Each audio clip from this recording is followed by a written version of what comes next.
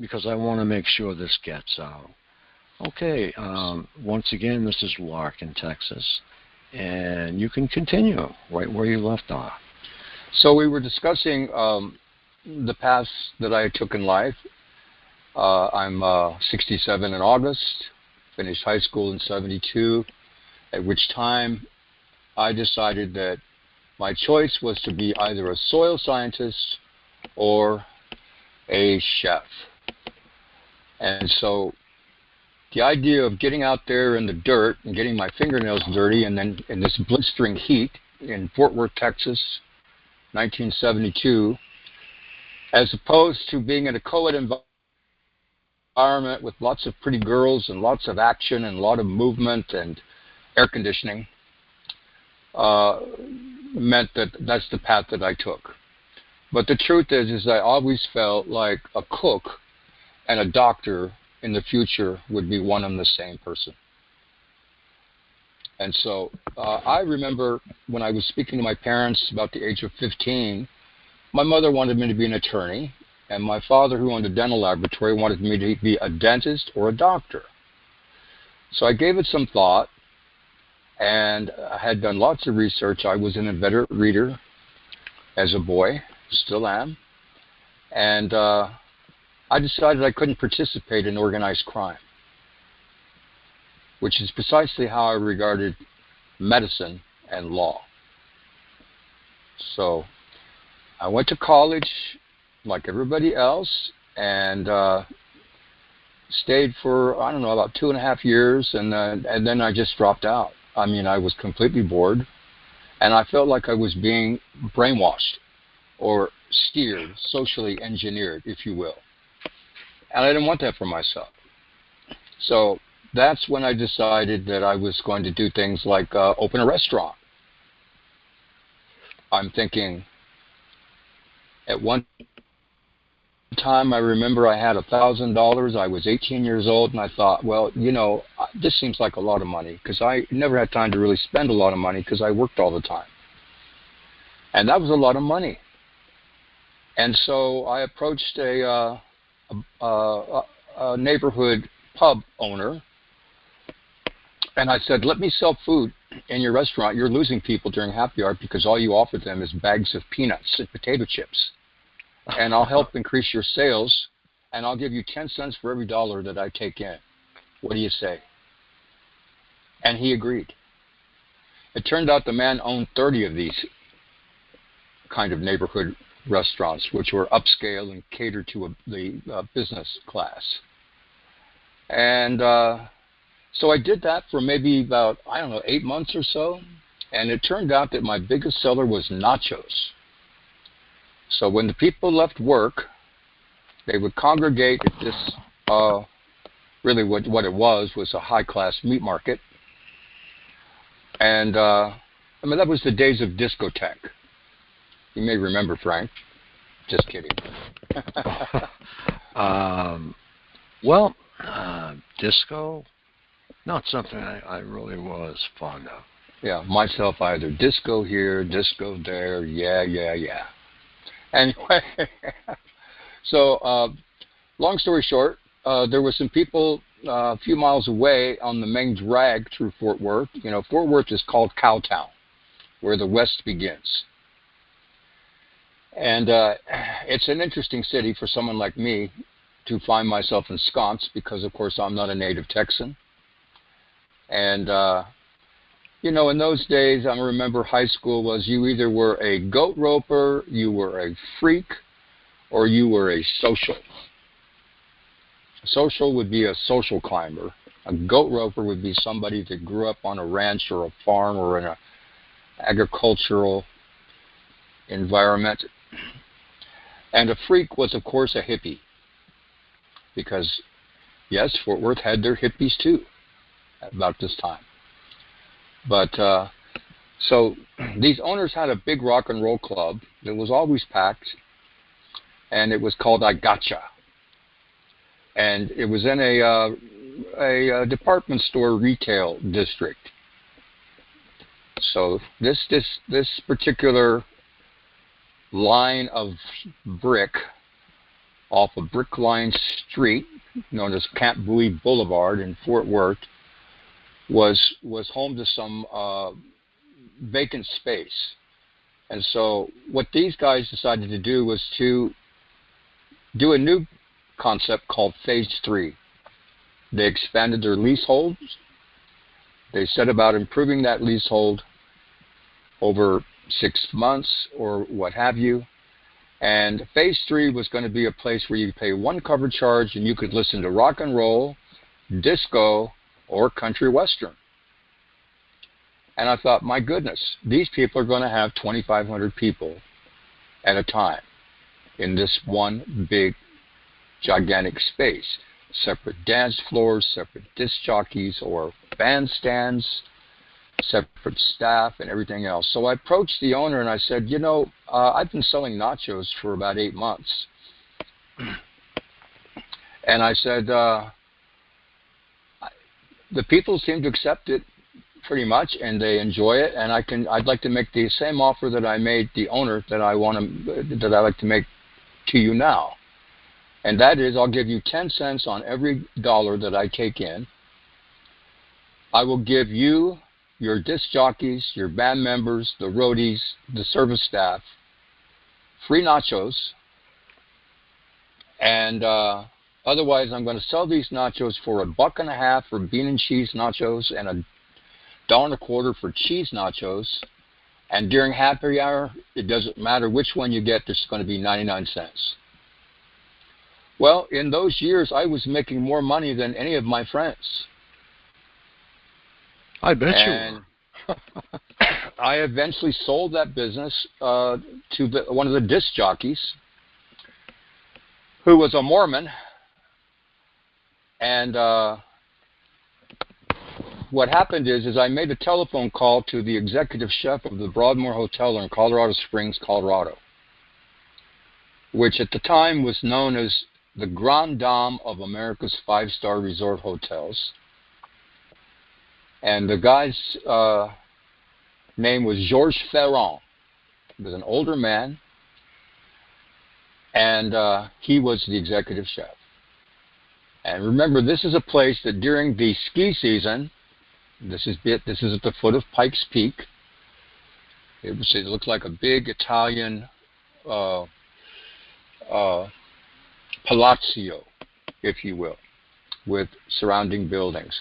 In fact, in the years before color television and ice skating rinks like we know them today, they had man-made lakes there that froze over in the winter, and this is where they televised Winter Olympics for black and white television. But anyway, I was a pretty brash young man at the time, and I said, Chef Ferrand, I'm the hardest worker you've ever seen. I can outwork any 2 or 3 people you have. So when do I start?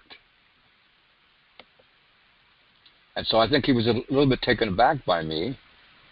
And he said at the end of our conversation, well, you can start as soon as you arrive in town. So I was married at the time, and I drove to Colorado Springs, Colorado from Fort Worth, and I became an apprentice in an old-fashioned European apprenticeship system. Which, you know, if you know anything about medieval Europe and the European apprenticeship system, it's no different than it was in early America or Canada or anywhere else. If you were a very young man, say 12, 14 years old, what have you, and you wanted to learn how to do something, what you did is you approached the business owner and you offered to help in his business and you didn't care about the pay, if any, because you wanted to learn.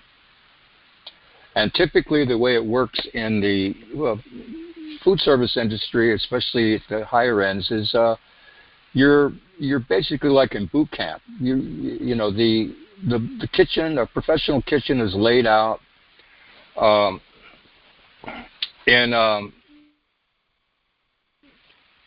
different departments are known in military terms.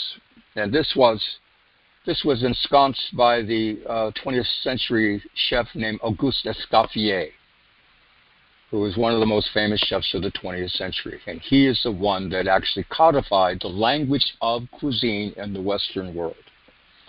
But anyway, so I was quite enamored with that industry. I stayed with it for, like I said, about 23 years or so. And I had some success. I had some failures along the way. It's a hard life. I wouldn't wish it on anyone. And that's when I decided that I wanted to do high-end catering, because you can net 50% as a caterer, whereas if you own a restaurant, you're lucky if you can net 15%. And so, go ahead. Your losses would be food at the end of the night that wasn't consumed? Well, I didn't like to throw away food. I always gave it away if there was food that was left over. Okay. You know, but let's put it this way. It was to be a caterer or a concessionaire is a lot more lucrative than owning a restaurant. And you can't hardly own a restaurant anymore, especially at the high end, unless you sell beer, wine, and spirits. Because the markup on wine and spirits is so high, it's, you know, and it's lucrative. But just to do a food business, I mean, when I was last doing, we're looking at statistics, national statistics, etc., by various trade groups, the average net profit in a restaurant was 3% if they were lucky. So what that tells you is that most people that go into that industry is because it gets in your blood, or they have a passion for it. And that's the reality, and that's why these people work the kind of hours they do. I remember all through my 20s and 30s, I would work 70, 80, 100 hours a week, no problem. But anyway, go ahead. We have somebody that would like to ask a question. Would you like to answer a question at this point? Sure, of course. My pleasure. Okay. Go ahead, Burlington, Vermont. Was that directed to me? Yes. No, my question was related back to when you were talking earlier. I don't have a question for this gentleman. Thank you. Okay. Christian Bloomer. You're unmuted.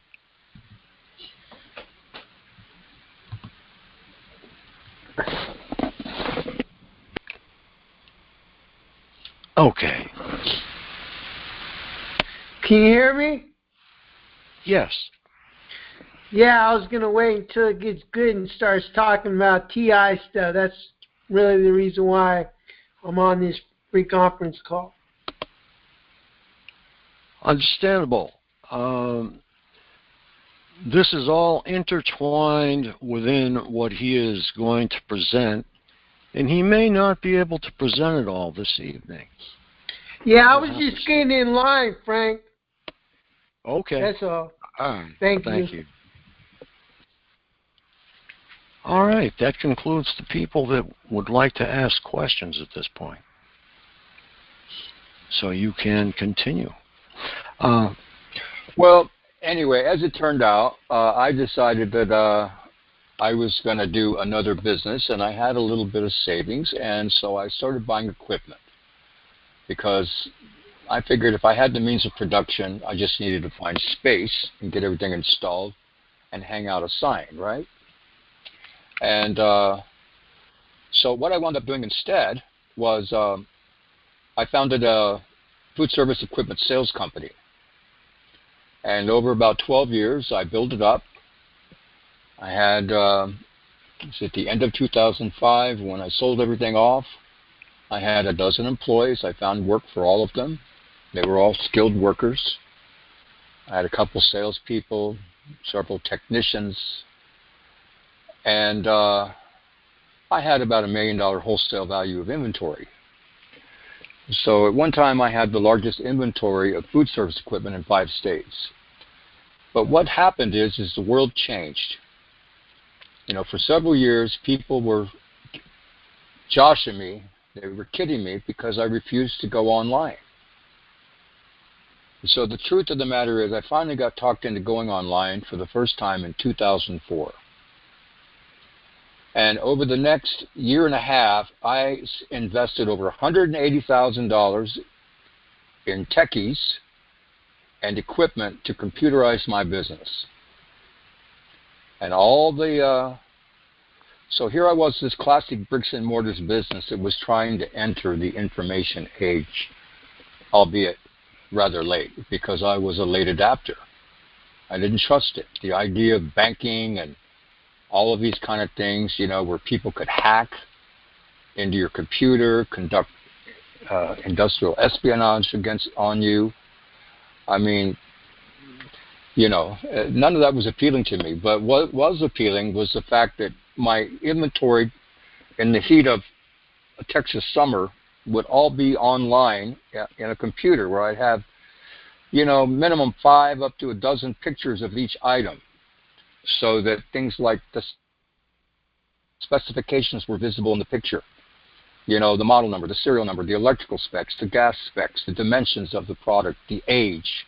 All of these things are important in the world of sales for people that are shopping for such things. And I thought it would be easier on my 2 salespeople because they were both older than I was. And so anyway, it was one of those kinds of businesses that if I didn't make the sale, people didn't get paid, which meant that I had to work the same kind of hours that I used to work as a chef, except that I wasn't working late night. Now I'm getting up early in the morning and working till 9 and 10 o'clock at night. And that's when I decided that I didn't have a life. Everybody had a piece of my time. And so that's when I decided that I could sell everything off, have a little bit of savings, and then plot my next course in life.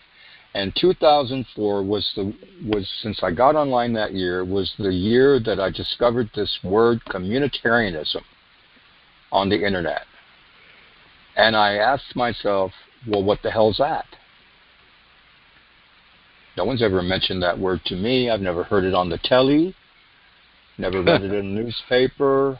What the hell is that? And so I discovered Nikki Rapana's old website, which she had begun, I think, around 2003.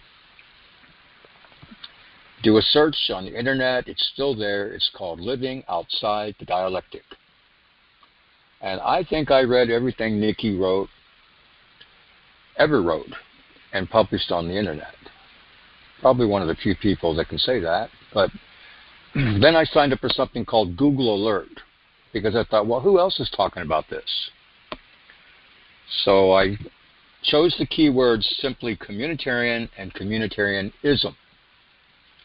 And then I was astonished because I would get daily feeds into my email inbox of everything that Google Alerts, scouring the internet, decided was something new, and which contained these keywords. And before long, I was realizing that this philosophy, which is made up of a number of different ideologies, had become pervasive in American life. And I was astonished why nobody outside of academia, think tanks, foundations, was talking about it. And so I became a research hound, if you will, and then finally, about 2009, I realized that, hey, you know, you don't have to call into C-SPAN and just hope like hell that someone will let you pose a question to one of the guests. And I discovered internet radio, talk radio. And so I started pestering talk radio broadcasts for a couple of years. And finally, the host of RBN surprised me one day and asked me if I wanted to be a host, that he had gotten emails from people that suggested that I'd make a good host. And by the way, I never was a good host. But it took me a couple weeks to accept the offer. And so ever since, I've been trying to speak out about this word and its concomitant communitarian law because it is a fact of American life. And it's easily proved. I like to say to people that if they are put off by any word ending with a suffix, ism, and ism, that it simply means school of thought. And within every school of thought, there will always be variances of opinion. So these big words that I was unfamiliar with, I was undeterred by them. I aimed to find out why this ism, communitarianism, was important. And then one day I had this light bulb moment. I learned that the new law of the European Union was known in the French as acquis communautaire. Translated into English was communitarian law. And yet even on the BBC, in British publications, European journals that were outside of academia, think tanks and foundations, no one talked about it. And I thought, there's something wrong here. And then I discovered that what the BBC was doing was they were calling it community law. Because, you know, if you live in Europe, surely you would know about the controversy surrounding the European Union and for people to join or to exit, etc., etc. But as it turns out, this thing called acquis communautaire or communitarian law was some 70 years in the making.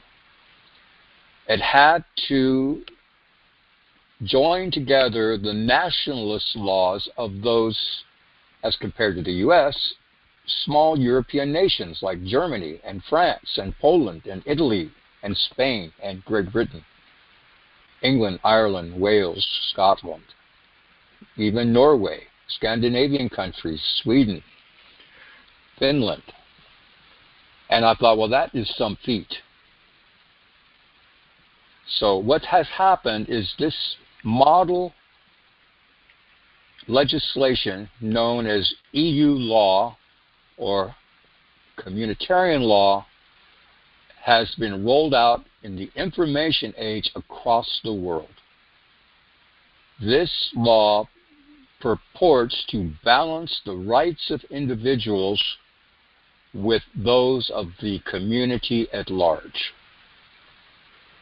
It was thought by these eggheads and academia, these college professors, that, well, heck, Americans just have too many rights. And this is a problem. So I saw, since about 2005 and 6, that there was an assault on what we call the Bill of Rights. Yes, you may have free speech, except, but, if. Yes, you may keep and bear arms, except, but, if. And then I learned about this thing called the battle between the U.S. Constitution originalists and those who considered that the Constitution was a living document. And then I discovered that people like former Supreme Court Justice Antonin Scalia, who styled himself an originalist, had been invited to join the faculty of what is known as the Institute of American and Talmudic Law. Can you explain that just a little bit, Lark? How so? The definition of what you just said. Communitarian law? No, the word you just said. Well, forgive me. The Institute of American and Talmudic Law, or originalist and living? Yes. Okay. Well, there are constitutional scholars who consider that the Constitution should be interpreted according to how the framers of that Constitution framed it at the time of its creation. Okay? And they stood opposed to people who thought that, well, it needs to be interpreted in new ways, because they couldn't possibly understand the way we live today back in colonial times. So there's always been this tension and this fight.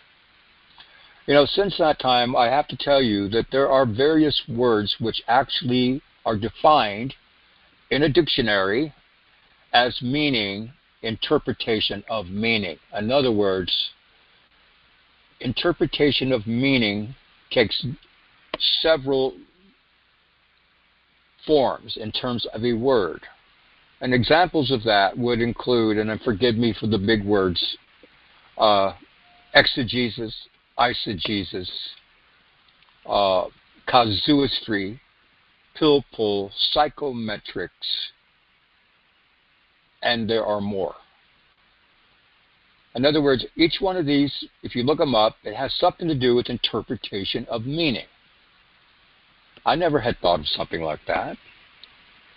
I never thought, for example, that some people might have a fundamental way of interpreting things like logic and reason and rhetoric entirely differently than myself. And then I learned about what I call weasel words. I learned about the language of Agenda 21 and sustainable development. I learned that words that we think mean one thing within these academic ranks means something entirely altogether. For example, equity and quality learning in education circles. You think quality learning must be a good thing.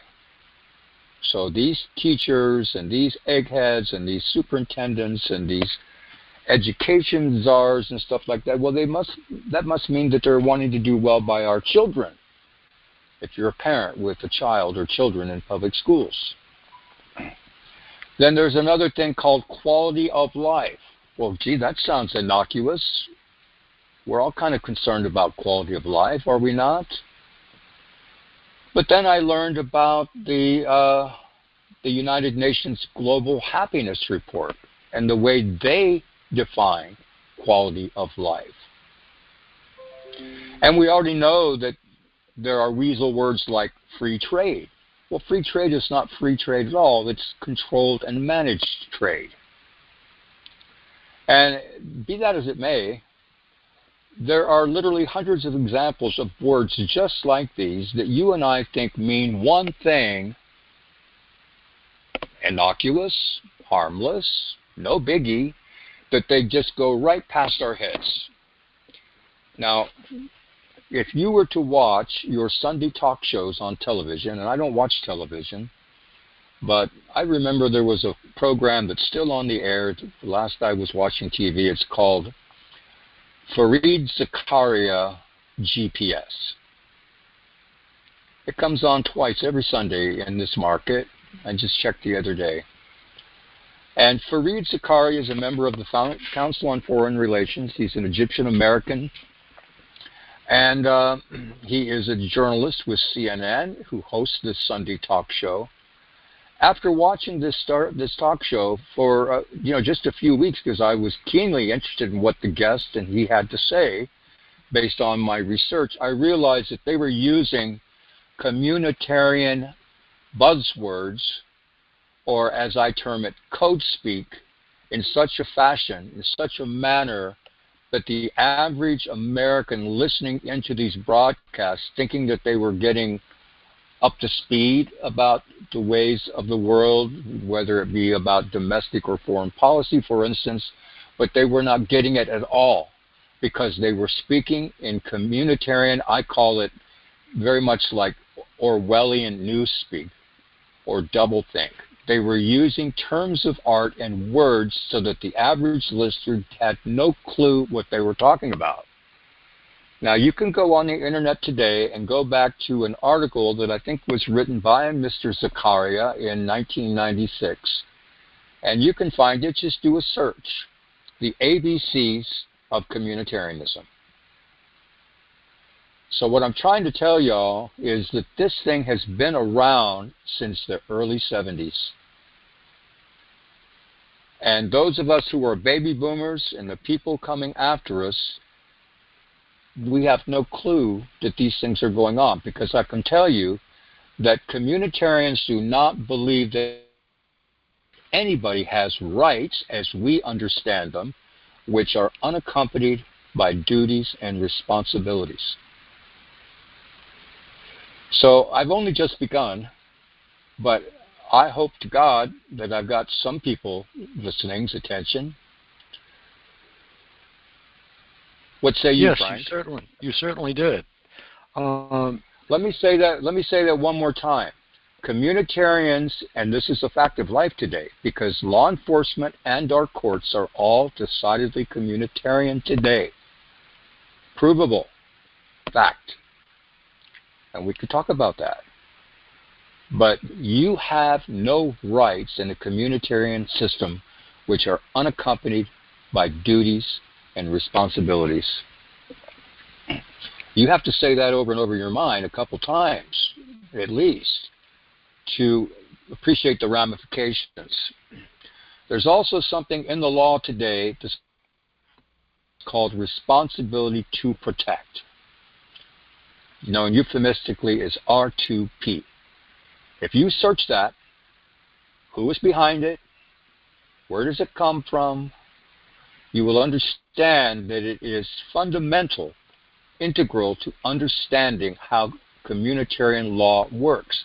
And by extension, it affects what we call public health law and these COVID restrictions, these lockdowns today.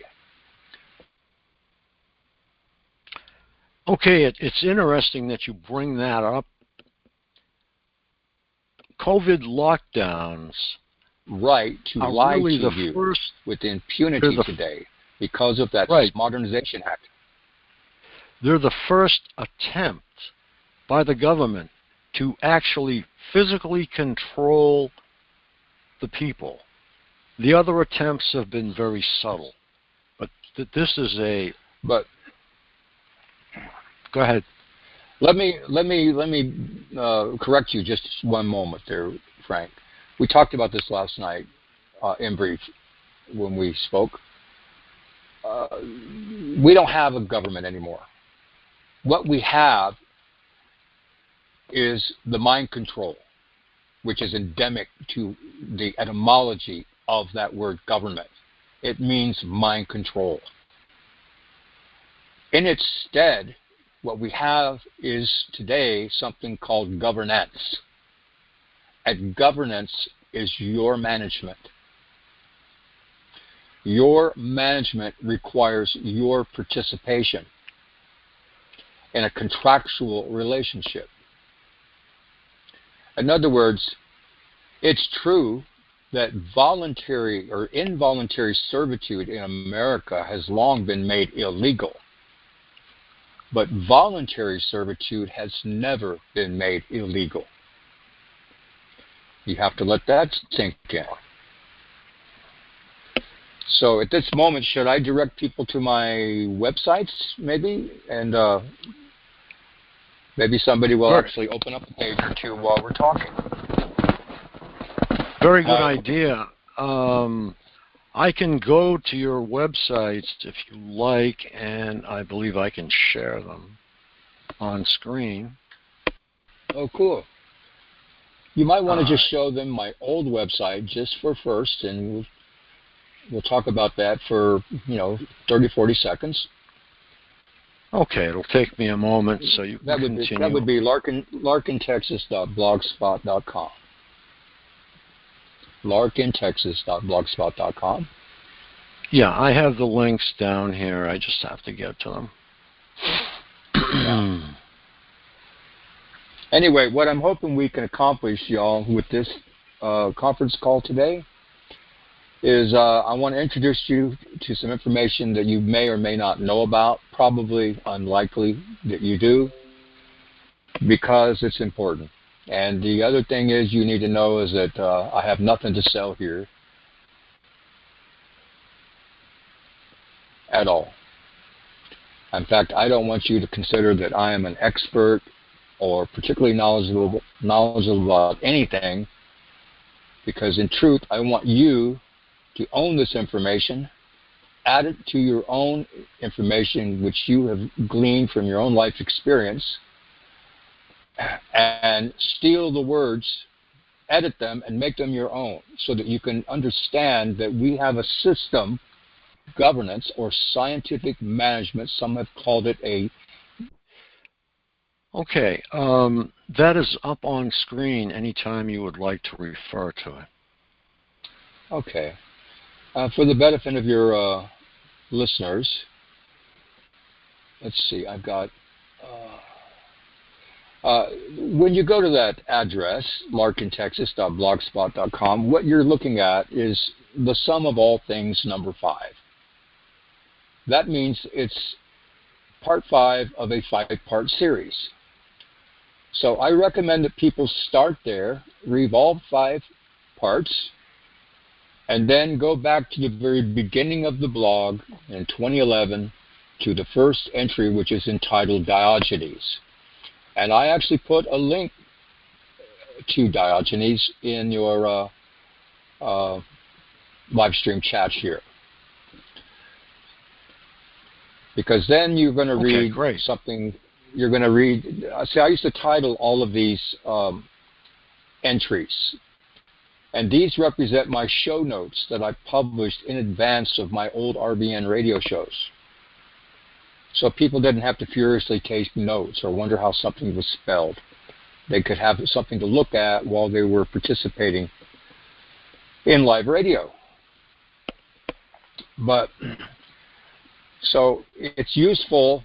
There's not a single page that you can find there at this website that you won't find something worthwhile, that actually interests you, that draws your attention. I can promise you. Because that's how it was designed. I wanted to attract people that were wanting to actually think. Beyond talking about COVID or the lockdowns or what's happening in Gaza, you know, what's happening in Iraq, or a lot of this other nonsense, because frankly I consider that anything that comes over the television to be scripted and nonsensical, and you can't possibly know what's going on in the world to even listen to it, because what it's going to cause you to do is simply to react all the time. That means that you no longer have control of your life because you're constantly reacting to stimuli that's put out by other people that have an agenda. And we know from history that we have 2 former CIA directors, William Colby and William Casey, who flat out told us that they control the media, that their aim was that the American people would be like mushrooms. They wouldn't know what the hell was going on at all, so long as they were reading their local newspaper beyond reportage on the local events, you know, if it bleeds, it leads, that sort of thing, or if they watch television. And so that's why I don't watch television. It's been 10 years since I've watched television, and I don't like it. And I wish people would just put the damn things out to the curb or something. Maybe they can be recycled. Surely they can. Very good idea. Yeah, I don't think that any, you know, even reacting to anything that is spewed from that television is counterproductive. Because, see, what I champion is things like free agency, personal autonomy, exercise of free will, these kind of things. Americans were, you know, the quintessential American ideal I hold is that we were born as sovereigns without subjects. Like JFK said, man was born to be as he was meant to be, free and independent. Well, I champion that. And that's why when I closed up my last business, which is at the end of 2005, I resolved never to be an employer or an employee ever again. And I was still only 50 years old at the time. And so I've actually been out of this system since 1997. And there's not too many people like me, but to me, this system is dirty. And today, the system has a name. The name of it is Communitarianism. It is an admixture, a conjoining together of capitalism and communism. It's a rebranding of both. Capitalism used to speak to things like free enterprise. Well, do you think free enterprise is really possible in America today? In which you have to have permission to do a damn thing? And then communism really kind of speaks to things like really what it is crony capitalism or monopoly capitalism. So maybe what you can do at this moment, Frank, is pull up my new website. I just did that. Now, the listeners can find that very simply by typing into any search engine, tinyurls.com/Lark in Texas. Okay? Or just type in Lark in Texas in any search engine. It'll show up on the first page. You know, I use these free publishing platforms because I don't want to pay anybody. It's enough that I have to pay to have this damn thing in my home, as you may understand. So this particular website is made by Wix.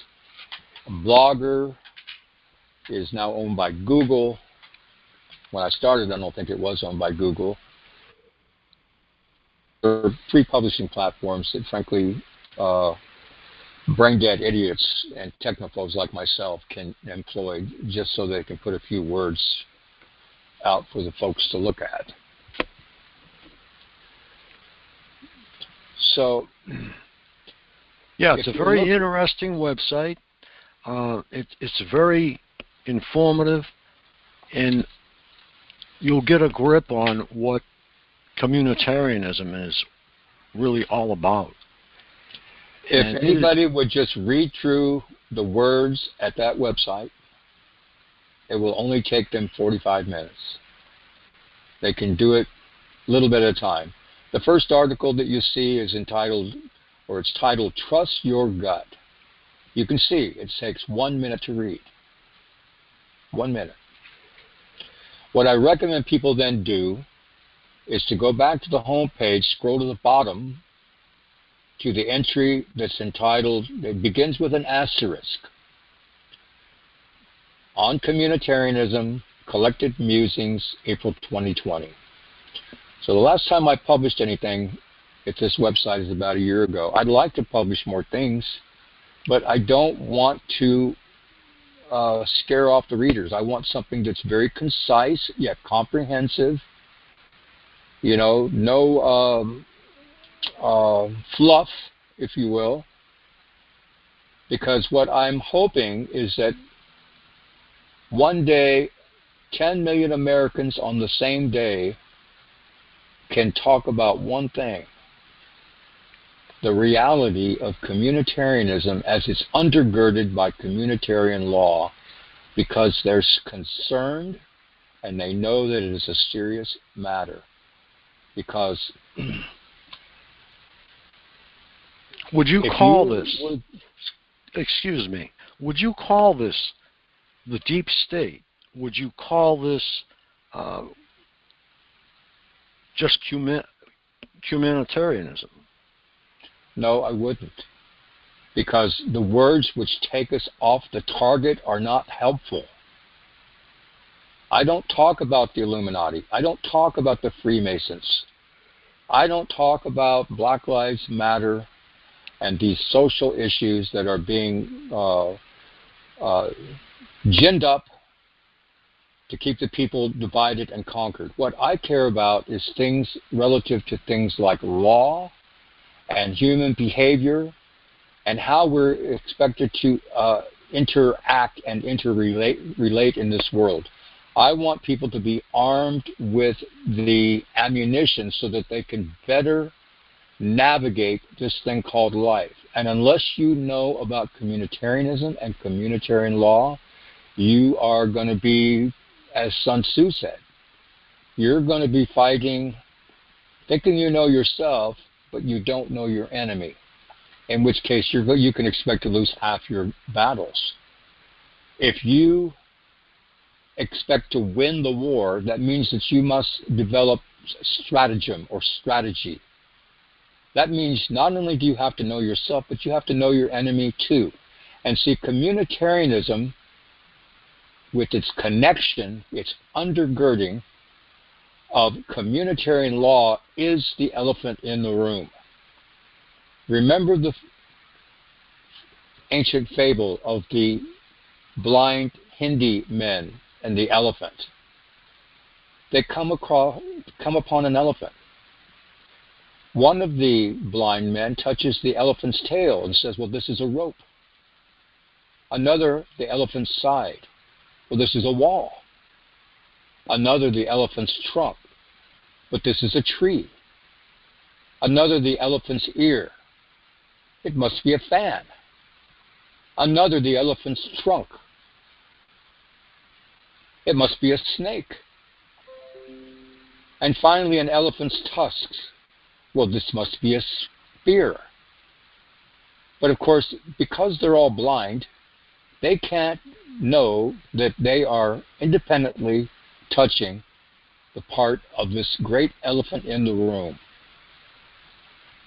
And this great elephant is a school of thought which has been adopted, accepted by academia, think tanks, people who are involved in the pseudosciences, things like economic science, behaviorism, psychology, psychiatry, humanitarianism. There are many pseudosciences today. In fact, in a communitarian world, science fraud is rife. Because what happens is you take the life sciences and the physical sciences and you combine them with these pseudosciences, these fake sciences, these social sciences, because they all get a seat at the table in terms of making policy decisions and the like, whether for domestic or foreign policy. And these people meet in rather much like committee or council, much like a Soviet, because that's what the word Soviet means, council or committee. They come to what's called the consensus of scientific and or learned opinion, which means they oftentimes throw out the scientific method altogether. And this is how policy, laws, statutes, ordinances, rules, and regulations are promulgated in a communitarian world. And see, because Americans are confused by what's happening, knowing about communitarianism and its communitarian law is essential to understanding what in the hell is going on in this world. It's impacted every occupation. It's affected every field of human endeavor, the churches, the synagogues, the temples. It affects things like standards and practices, policies and procedures. All of law enforcement in America has been brought under the aegis or the rubric of communitarian law. The head of that umbrella group is called the Department of Homeland Security. When it was created, and this was prior to 9/11, they brought in a number of consultants to help them put the finishing touches on this thing, which had been roiling about in academia since at least the early 70s, and frankly, since time immemorial. But what the kind of people they brought in are people like Herman Goldstein and problem-oriented policing, or POP. Now, POP was based on the broken window theory. If a man has a broken window in his home or in his car, he's targeted because it's assumed that there's something wrong with the people inside because they cannot keep up their property, and it's going to impact negatively upon his or her neighbor's property values. That's called the broken window theory. Herman Goldstein, problem-oriented policing. Then you had a man named Martin Seligman, another professor from academia. He promulgated this idea of learned helplessness, and they rather liked it. Learned helplessness. They also brought in Marcus Wolf, who was the former director of the East German Stasi before the wall came down. And they also brought in Evgeny Primakov, who was a director of GRU, which is much like the Soviet KGB. These were consultants. Because, see, what's happened since World War II is the United Nations wanted to bring together the East and the West, the North and the South. They wanted one world government. And don't forget, in American history, the U.S. Senate refused to ratify Woodrow Wilson's Let me interrupt precursor you. to that. We have a question from Deborah. Go ahead, Deborah. You're unmuted.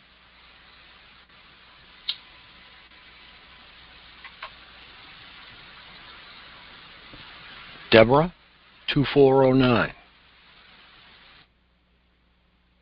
Oh, okay. She must have fell asleep. Go ahead, Lark. Please call back, Deborah.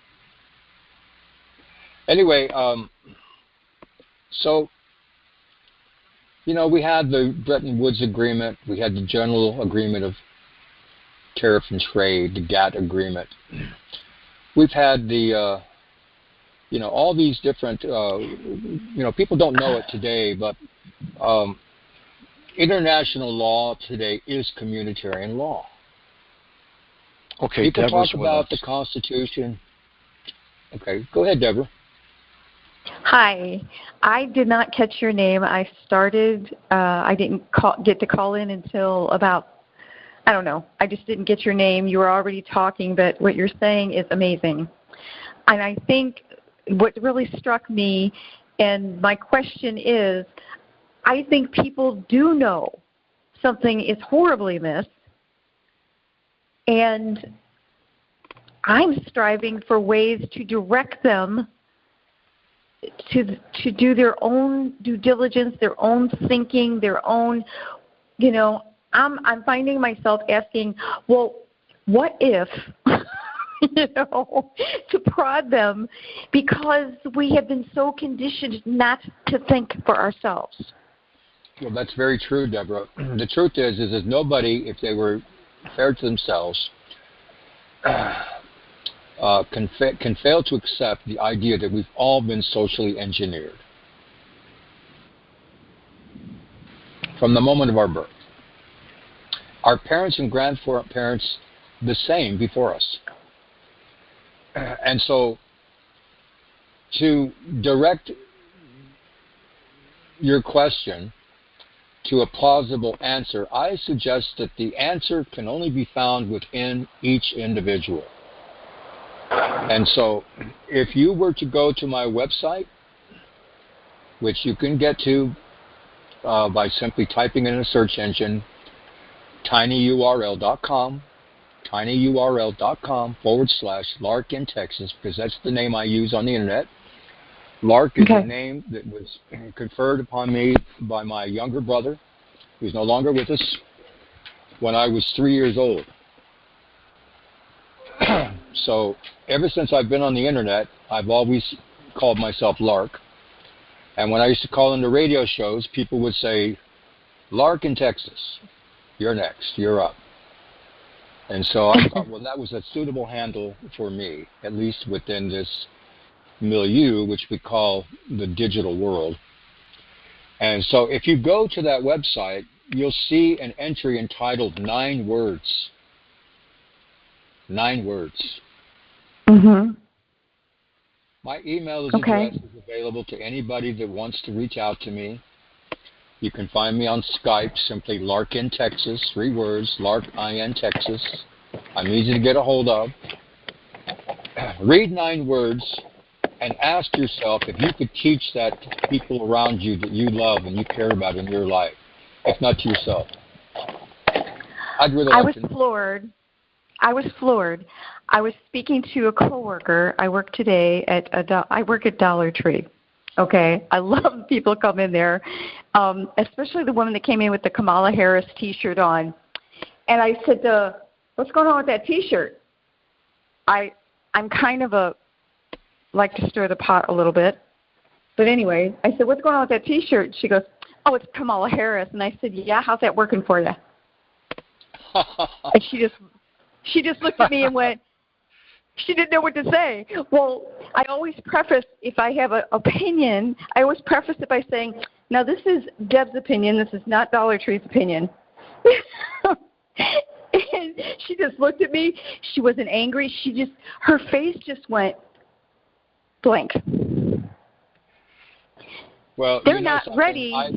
I would be delighted to countenance you at Dollar General. I can promise you. I have fun with it, I have to tell you.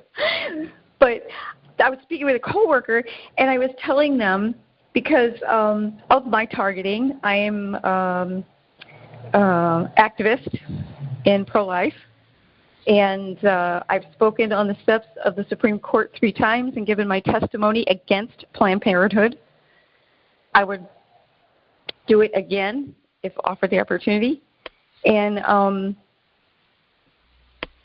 I've been targeted for a long time, longer than I originally thought. And she said, "What do you mean targeted?" And I started explaining a few things.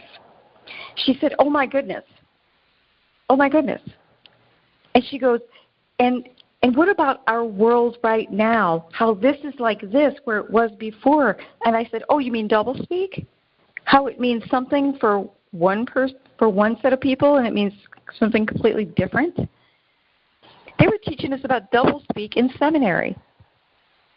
Yeah, unfortunately, the churches have been infiltrated. Inundated. Oh my goodness, have they? It started with the stories. Rockefeller's World Council of Churches. I often tell people that it would be a good idea if they read a book that they can find on the internet called The Union Jack. The Union Jack. Uh-huh. And there's also a website that you can easily get to. It's called the Communitarian Trap, so that they can gain some perspective of this thing that I speak about, communitarianism, from a Christian standpoint. The Communitarian Trap, okay, and Union Jack. Yeah, the Union Jack and the Communitarian Trap. Those are really okay. Another great resource is crossroad.to. That's T as in Tom, O as in Oscar. That's Crossroad Ministries in Norway. Berit Kihos is married to an American expat. She's Norwegian, and she has written extensively for at least a dozen years about communitarianism. In fact, y'all can do a search for an article. It's called Cry Our Beloved America, Sliding Down the Communitarian Slope. And it's going to be very helpful to introduce you to the types of things that I've been speaking about publicly for more than a dozen years, but have been very much focused on for the past 17 years. I don't have any children, Deborah, but I'm very concerned about the future of man and our progeny.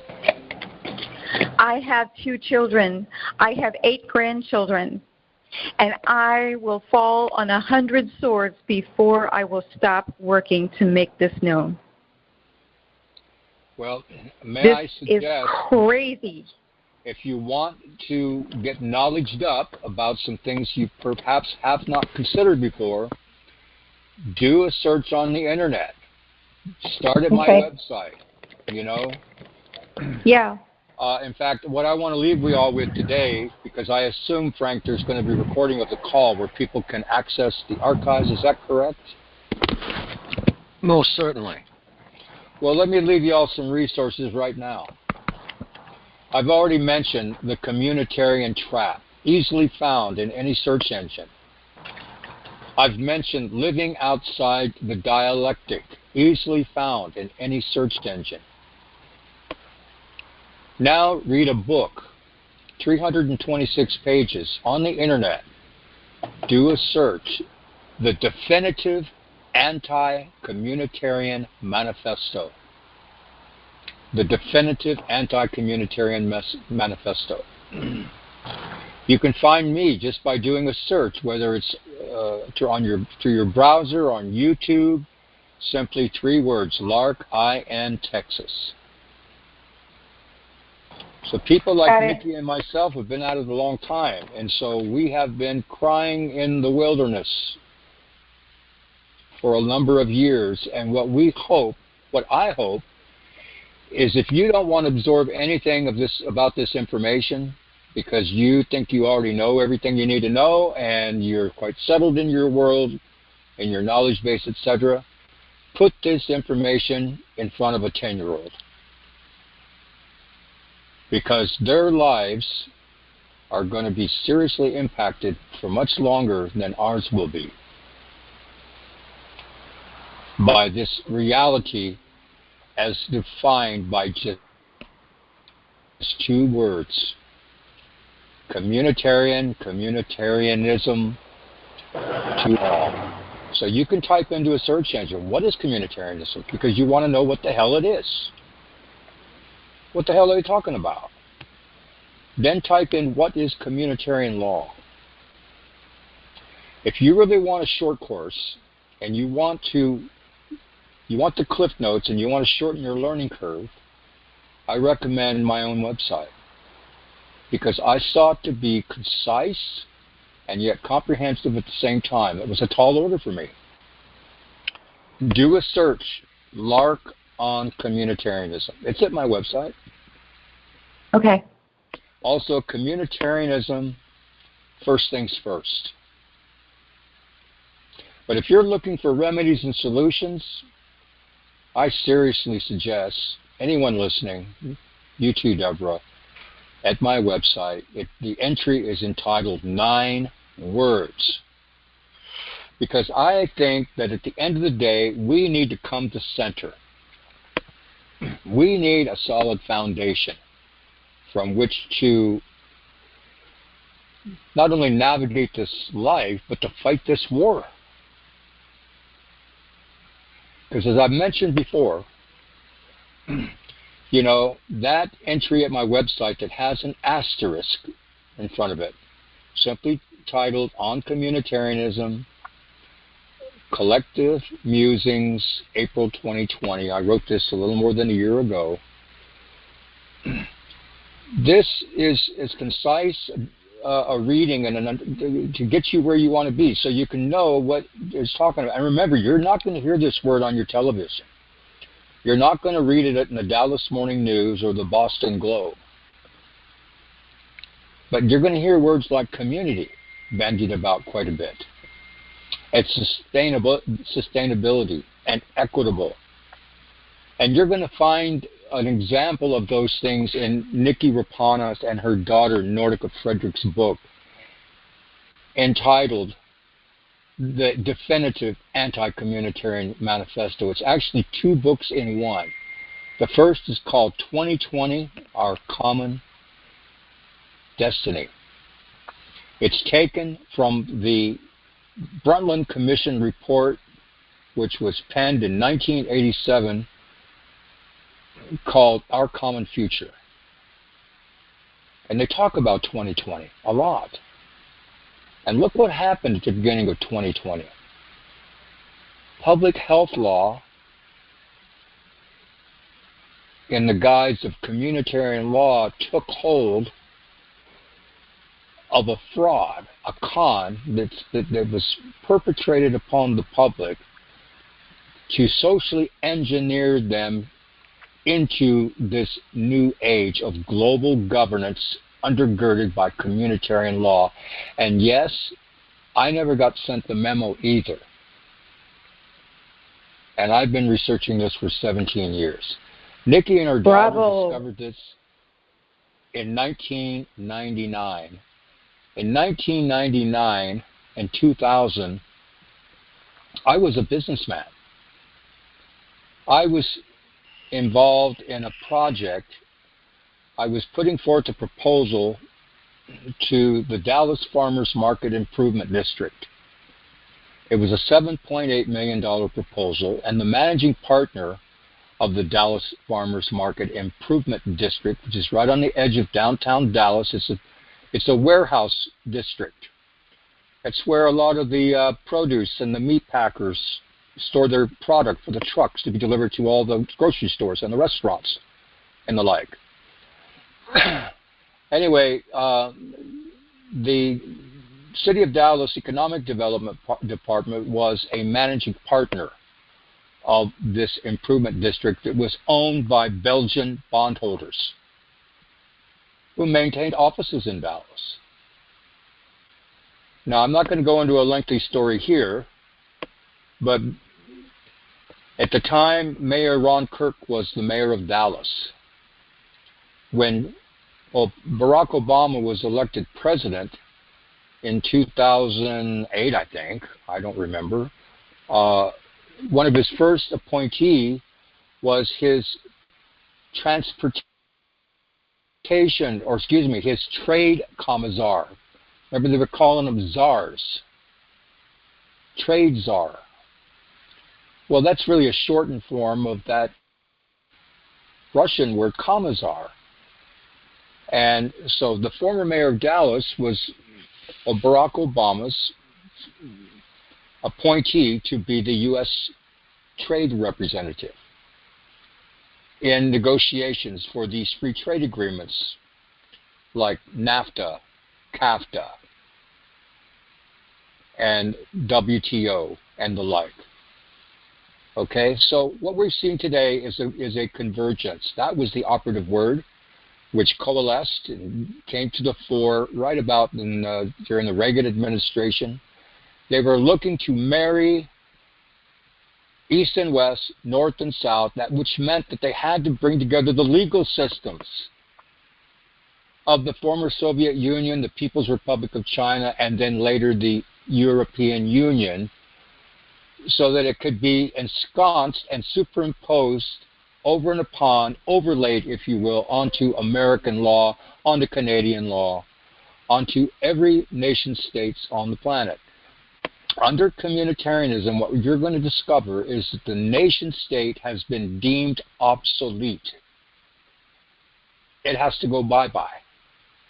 Because in an age, in a time of instant communication that we call the information age, it's considered that the nation states are really a barrier to what they're trying to create, which is the market security state. So the nation state, bye-bye, welcome the market security state. And accompanying that, we will see the rise of the regionalized, data-driven, tech-driven, smart city-state. Because they want us off the land. They want to rewild it. Americans, according to the Club of Rome back in the 60s and 70s, we were the problem in the world. Man himself was the biggest problem of planet Earth. We were messy. We were unruly. We were, wasteful. We were polluters. We were horrible. Man himself. You can look at those Club of Rome white papers. They're all over the internet. And you can see this is what they were thinking back in the 60s and the 70s. And so, once again, what you're seeing today is the dissolution of the United States of America, at least under the law. We will always have the illusion that we have constitutional rights, well, that would be for the rubes. Because under communitarian law, you have no rights, unaccompanied by duties and responsibilities. When you read on communitarianism, Collective Musings, April 2020, at my website, you can read that in 5 minutes or less. It spells it out right there for you. So my hope is that by us having this conversation tonight, y'all, we're going to take a little bit of time out of your busy lives and get familiar with the reality that these representatives, so-called, of what we formerly knew as government, do not represent you. Your mayor does not represent you. He is an employee of something called the Office of the Mayor. The same with your city council members, your commissioner's court.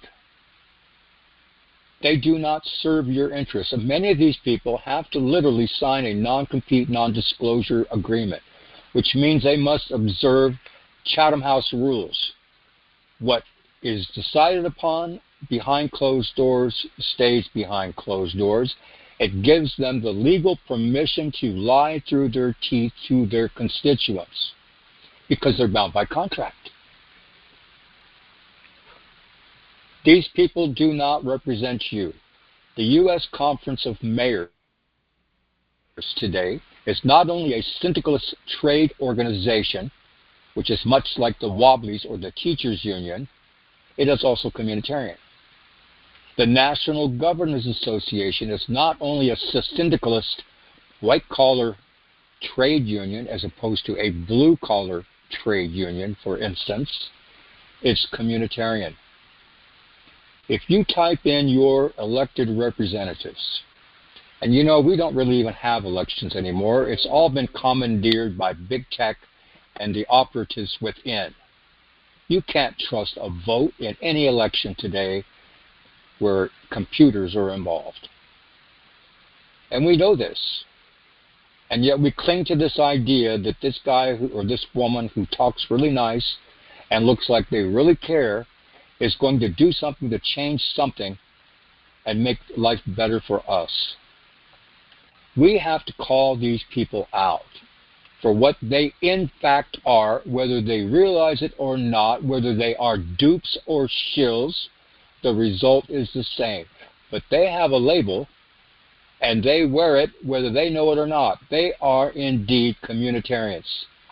And I must tell you, if you want a very good definition, because there are many, for what is a communitarian, I recommend that you do a search for something called the Devil's Dictionary by Ambrose Bierce.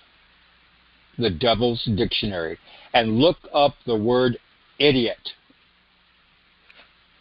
According to the Devil's Dictionary, read it and weep. What is an idiot? Well, in my view, an idiot today is a communitarian, whether you are aware of this label that someone has hung on you or not.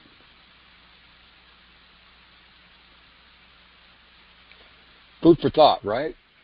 It certainly is. Everything that you have commented on and brought up is food for thought.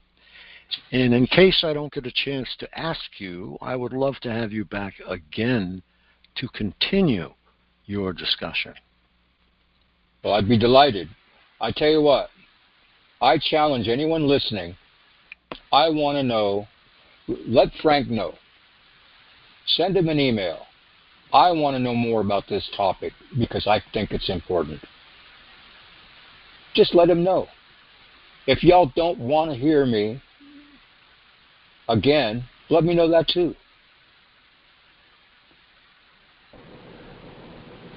I'm not going to lie to you. I'm not going to lie to you. I'm not going to tell you something you don't really need to know.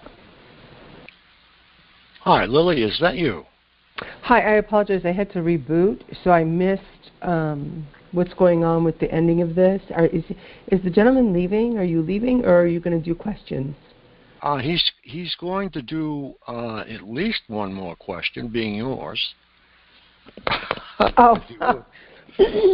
Well, hi. Yeah, I'm really interested in listening to you, Lark. I'm fascinated because I've only read briefly on communitarianism by two women. They put forward, I forget what format it was, but I was reading about it, and everything that their presentation suggested was exactly what I've been observing. And I have to put it into layman's terms for me, just because it's easier, so on and so forth. By the way, the names of those two women probably are Nikki Rapana and her daughter, Nordica Frederick.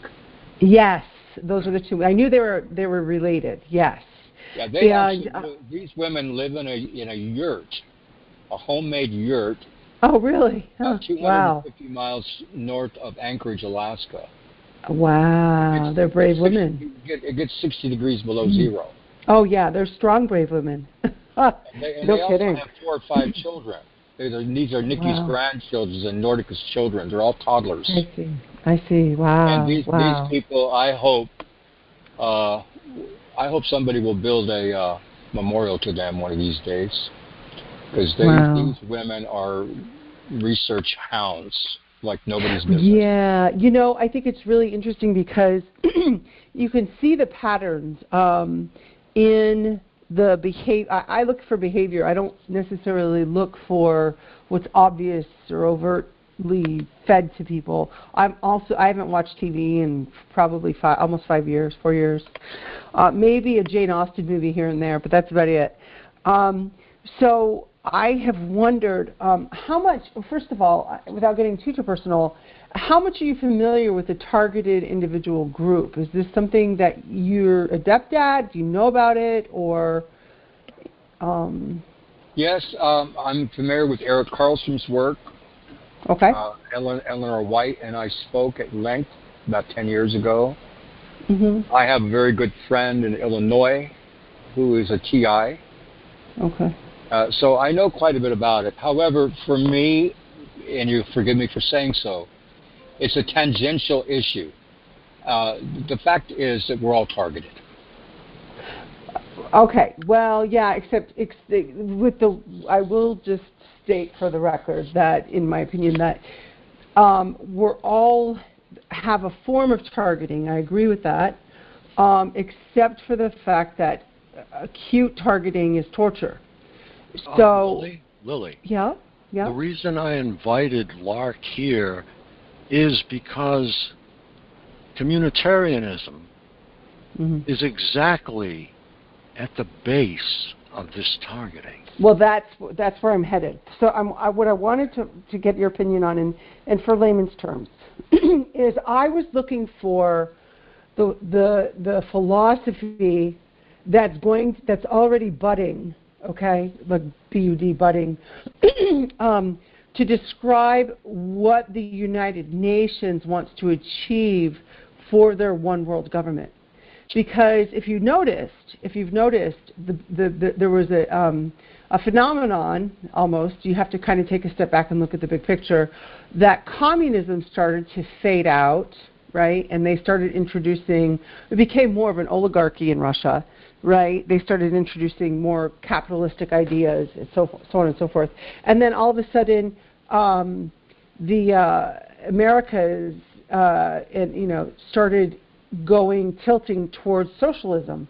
And you started to see more of that in the 90s, And then I'm a paralegal by trade, so I have been involved in some of the most amazing amounts of permitting and regulation that you would ever see because of the land trusts that are established. And, that might look totally nondescript to most people, but the differences are almost that they're off. Like you can't build anything outside the footprint of what was there, depending on where you're located and what happened to that building. I mean, the regulations that surround any kind of building, any kind of locations, especially in any kind of mountainous regions that might fall under the guise of a park system, you know, you just can't get much accomplished. And so when you start digging around and then you start investigating the Agenda 21 and those types of issues, you start seeing the patterns. And it's so funny that you say 60s and 70s a lot, because although I was born in the 70s, early 70s, in the 80s, I started seeing more and more evidence, even back then, especially with what was on the news then, of Let me mention something. The hysteria. Which is going to validate your observations and what you just had to say. Uh-huh. Number one, the United Nations is all about communitarianism. Uh-huh. Communitarianism, a simple definition, is simply this. It is the scientific dictatorship of the community. You don't get to, you think you're part of the community, but you're not, because the community in any given area of life is the stakeholders, so-called. Now, this is communitarian parlance. It doesn't mean like we might have thought it meant 30 years ago. Okay? The other thing to realize is that the courts and all law enforcement are communitarian today. Your homeowners association is a classic example of communitarian law in action. Yes. In the form of ordinances, statutes, yeah. and to add to that, if people don't even realize the regulatory boards that are in their town that are not affiliated with their state. They're not state agencies. They're these strange little creatures, if you will, that regulate and meet to discuss. I always wonder where do they come from and where do they get their authority? I'll give you here's a little tidbit for you. The American Planning Association is a syndicalist trade association. Okay. American Planning Association. They're 100%. Yeah, planning. That's the word. Regulatory planning. 100% communitarian. Commission. And one of their consultants over many years is a man by the name of Christopher Alexander. Look him up. Christopher Alexander is actually was right there when he came up with something called pattern language. They actually used him as a consultant in shaping the internet. I mean, back in 2007, I actually had correspondence with a man. His name was Paul Niquette. Very nice man, very well educated. He still has a memorial website. It's called Niquette.com. Niquette, Niquette.com. Now, Paul Niquette and his wife, Brigitte, who's French, they lived in the San Francisco Bay Area. He is the man who claimed to have coined the word software in 1953. Another man you might want to look up is a man by the name of Anthony Judge. Like, here come the judge. I'm giving you names of people who have shaped our world that we know nothing about, by and large. Most of us have never heard of.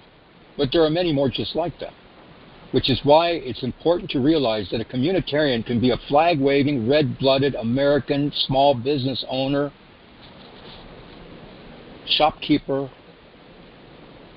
employer, or employee. He can be a red-blooded American capitalist. Or he can be a hardcore utopian socialist. You know? I'm telling you, they've rebranded these words. Absolutely. Everything changed. Everything started to change.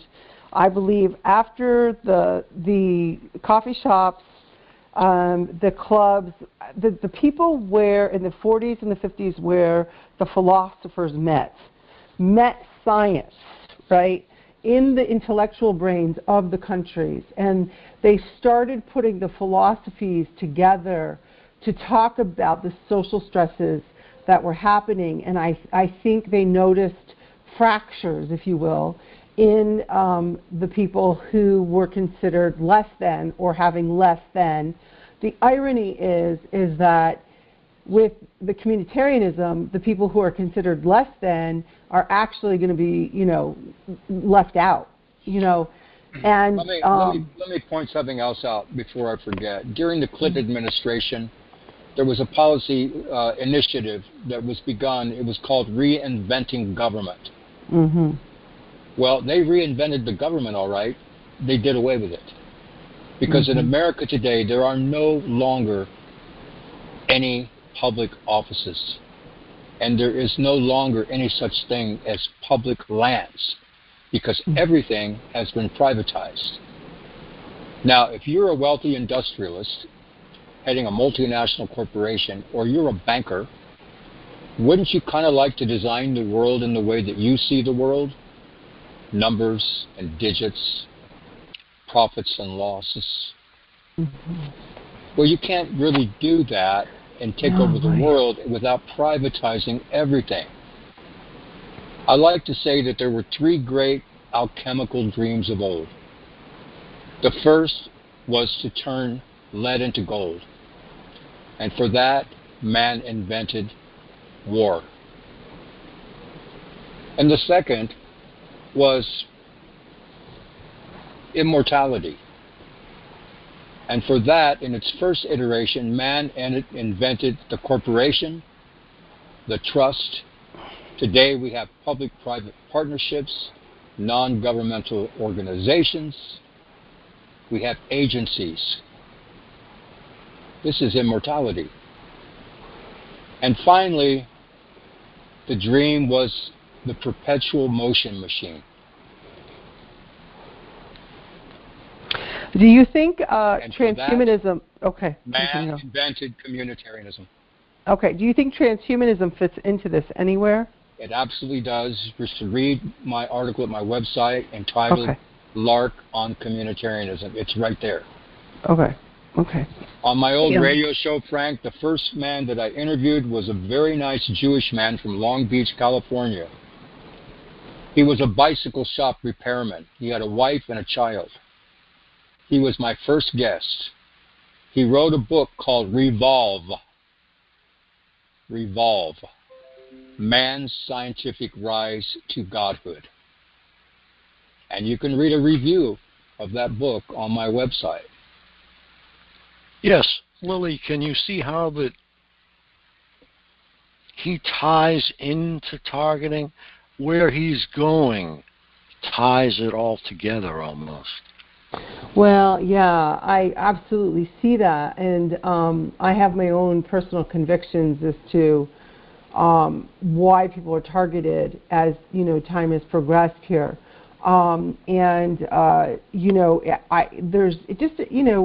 you imagine the conversation that was had between the we'll say, okay, not the Joint Chiefs of Staff, but something like that, behind the scenes, that realized the power they had in directed energy weapon with the subset of neurological weapon systems.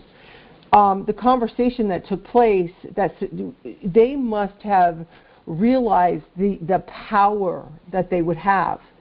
And to develop, it goes hand in hand with what he's saying about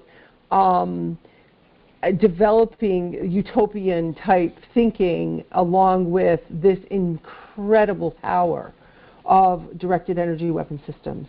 But what I've often wondered is it was their end game result, because we always hear one world government with a one religion, with a one economic, whatever, monetary system. It goes on and on. But there has to be philosophy or government that actually forms what the idea of new world government. What are they looking at to be that government? That philosophy, madam, is communitarianism. Yes, I think you're right. And we know this because of the existence of communitarian law. Yeah. Remember, these. Imagine this.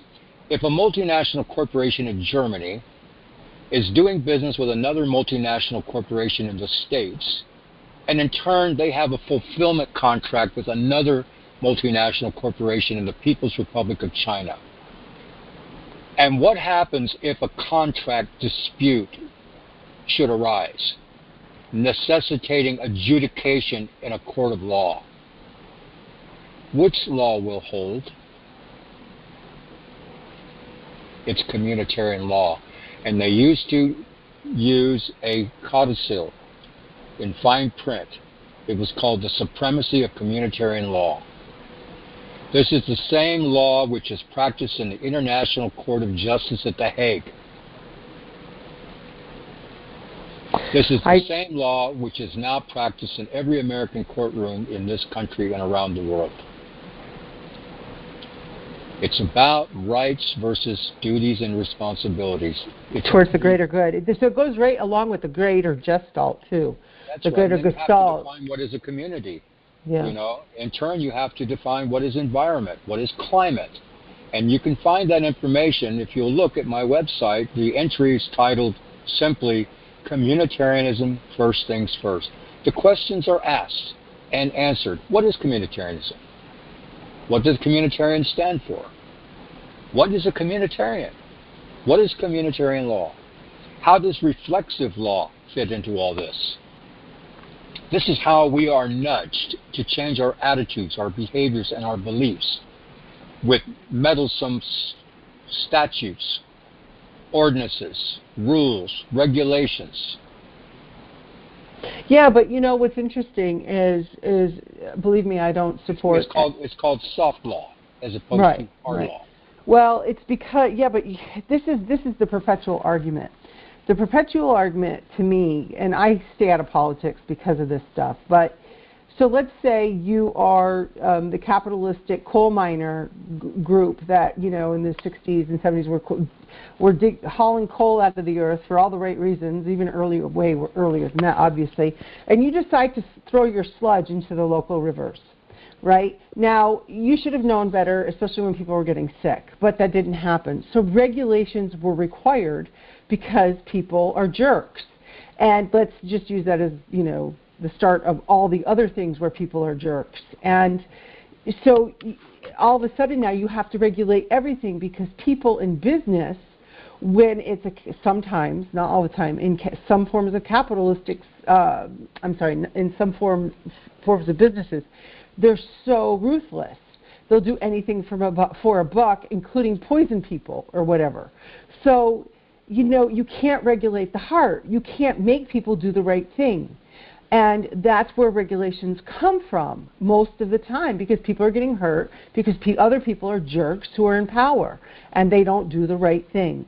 So that begs the question then, how do you successfully govern people? And that, I think, has been the quest of mankind since whenever, because they've had to resort to wars in their minds to resolve the conflicts at issue, or they had to bolster their own lust for power. One of those two reasons. You know, they needed resource, or they just wanted the power. So how does a person actually govern successfully? And how do you rein in the lack of morality and the lack of respect and the lack of doing the right thing when it's dominated by people who act like megalomaniacs? So this is the result. The reason we're targeted is because the megalomaniacs have 101 different programs. They want to see how the brain works and how a person reacts. And you know, all the reasons we're targeted, and then segue that into. I'm going to make another suggestion. Government. First of all, read my website. Take the information that you possess, which is a lot, and combine it with your own and make it better. Don't forget, 9 words talks about remedies and solutions. It's a blueprint that anybody could adopt as their own. They can change the words up a little bit, but read this article that you can find on the internet. Here's the title, We, Us, and Our. O-U-R, The History and Philosophy of Communitarianism. And then read the only comment by Nikki Rapana at the tail end. Okay, we have one more question that should be answered, and it's by Michael from Alaska. He's a very huge supporter of the Allen Institute. Go ahead, Mike. How do you do, Michael? Yes, I'm calling from Anchorage. I missed about half an hour because I was up on the sea in Anchorage here watching the waters, and my telephone got cut off. But I was curious about the word communitarianism because I'm 74 years old, and when I was in first year in college, which was about 73 or 74, 1974, and I heard the term. I was politically not active, but I was trying to be more aware at that time. And a lot of political things was happening in 1973 and 4 in universities and colleges. I remember as Students for a Democratic Society and the U.S. military had but that was to every American college campus in the country. So it was Students for a Democratic Society and the U.S. military. They were recruiting like mad. Right, and that was the beginning of the transformation of the universities, I would say.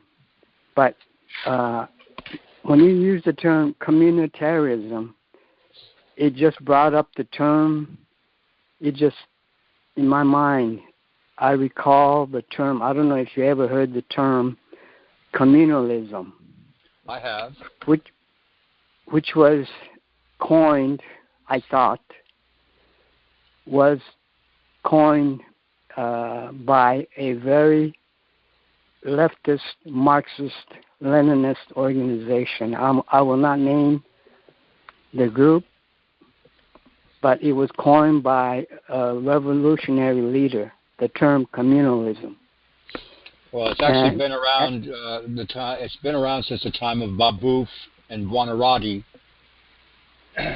Frederick Engels, Karl Marx, and also John Goodwin Barnby, who coined the word communitarianism, along with communism from the French to the English in 1841. But as I remember, in '74, they wanted to get rid of the borders of nationhood.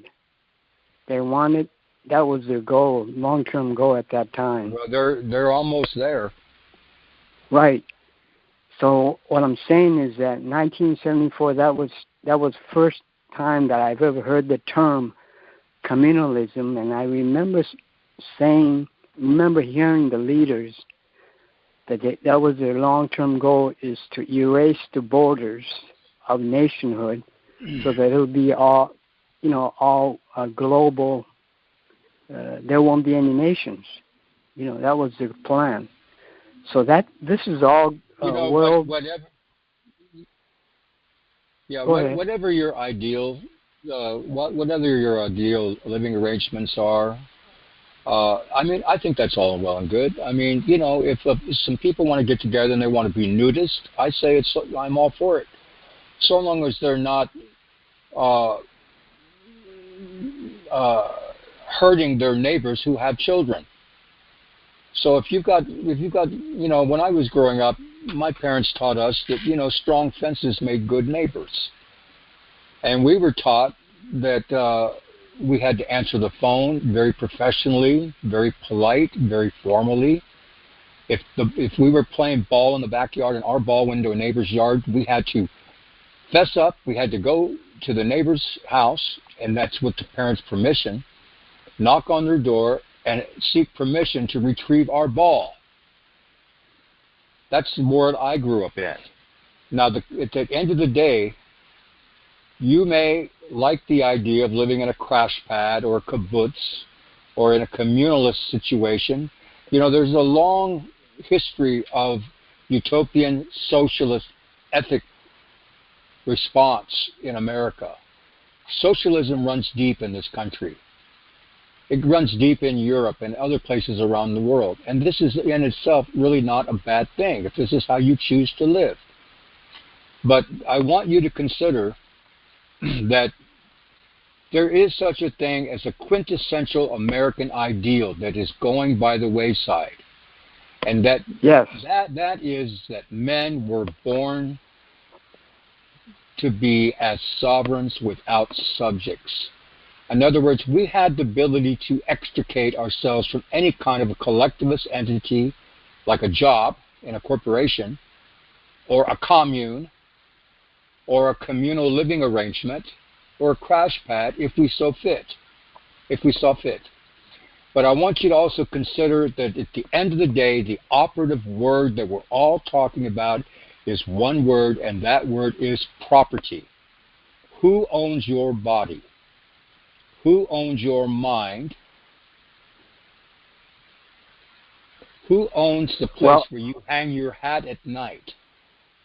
Now, if you think that you own your body before another man has the right to impose himself on your body, which is your property, then you need to ask yourself, is this not important consideration? But this is what's at stake, ladies and gentlemen. It's this word property. Your mind, your body, who owns it?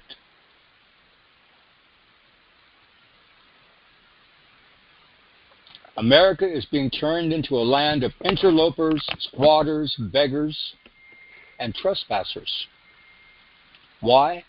Because communitarian law destroys the very notion of property, and in this information age, privacy as well, because privacy and property go hand in hand.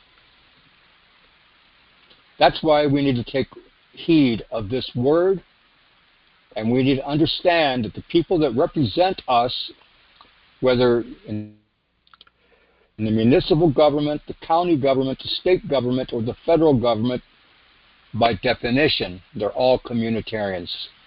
They cannot possibly represent your interests. We need to hearken back to the time in America where self-reliance, independence were values. Today they conflate things like ethics and morality and values. They actually have specific meanings. Excuse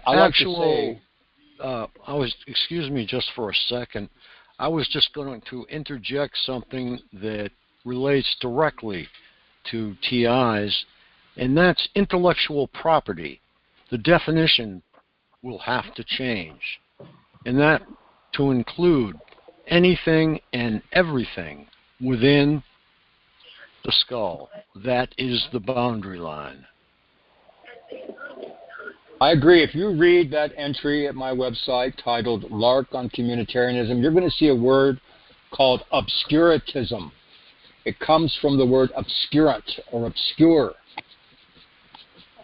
I highly recommend y'all read that, because what is communitarian law is literally seething with this idea of obscurantism. They want a world in which nobody knows what the law is, and nobody understands what's up and what's down, and that's so you can be better controlled. They don't want you to know anything, and this is all by design.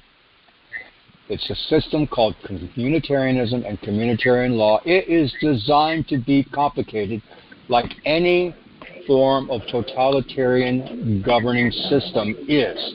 It's designed to be complicated, complex, and by design. That way nobody can figure out where they stand on any issue. They always have to seek interpretation from somebody in authority, like an attorney, or a doctor, or a psychiatrist, or a public official.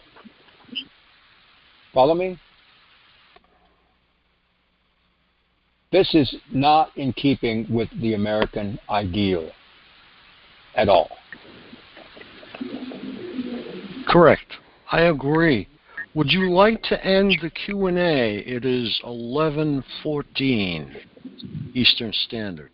Yeah, I think we've had a nice session. I very definitely enjoyed being here, and I appreciate y'all letting me rattle off. I appreciate the fact that most of y'all are unfamiliar with these words. I've been at it for 17 years, but I only am here to be helpful, because there are other ways to see this world through others' eyes that you may not have countenanced before. And I'm speaking of all those smart people that you think must be smart because they know a whole lot more about something than you do. What I beseech all of you to do is become your own expert. Own this information, add it to your own, and get knowledged up, and realize that this is important to know. And once you are familiar with the lingo, you're going to be more comfortable talking about it, and then you're going to see it everywhere you turn. You're going to hear it everywhere you go, because it's in the language, y'all.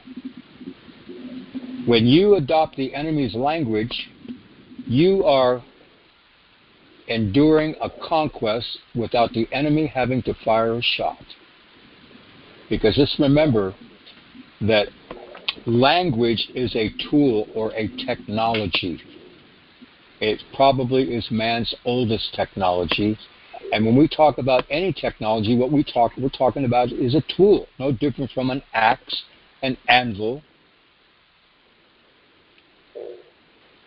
or a fulcrum, a car, a television, any kind of mechanical device, including a personal computer.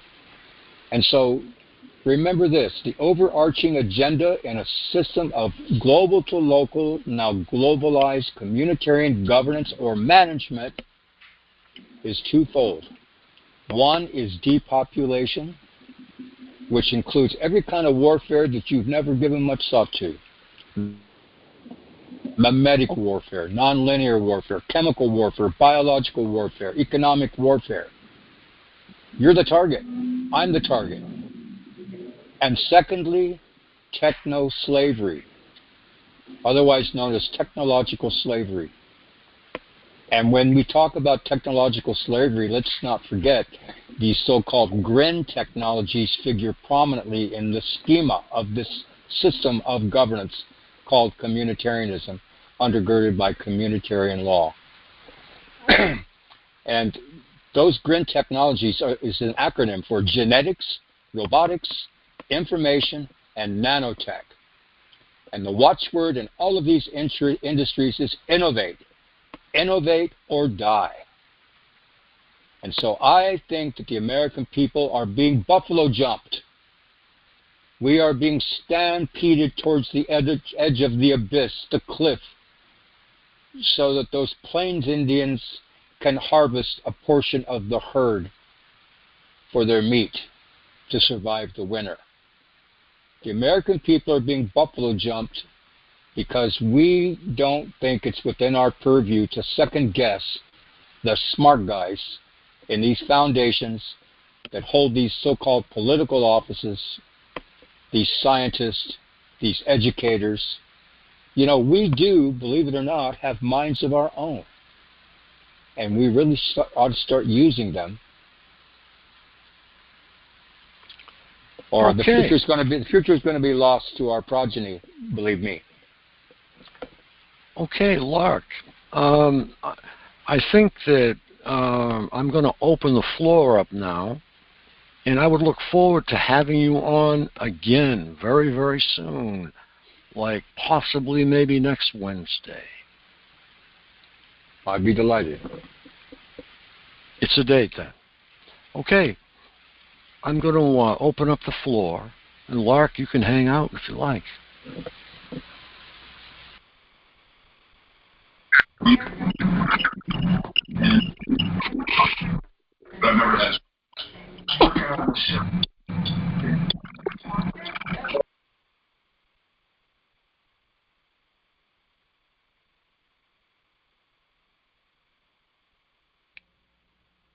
Okay, guys. You're all unmuted. You can unmute yourselves. You can come up here and talk with Lark. He is still here, and I'm sure he will answer questions. Well, he may not be here. He may just be in, yeah, he is still here. He's in the audience. But the floor is open, and I need a fresh cup of coffee. And well, I'm a lefty, and I agree with many things he says. So isn't that amazing? Yeah. I think that his views are most pertinent in our situation. It draws a timeline, or it enables us to put things on that timeline. But go ahead, guys. I'll be right back. Yeah, well, he mentioned the one key phrase, and that's the fourth industrial revolution that we're watching happen before our eyes, that we probably need to find a way to participate in. But you know what? Humans always win, so let's see.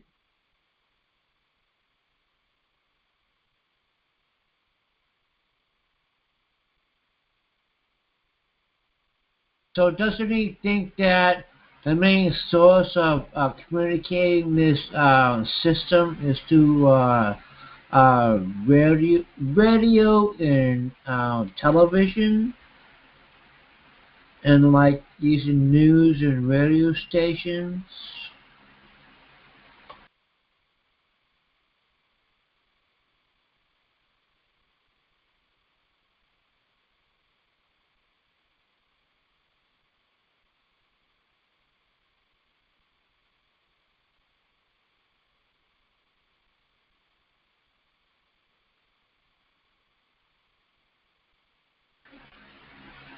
Does anybody hear me?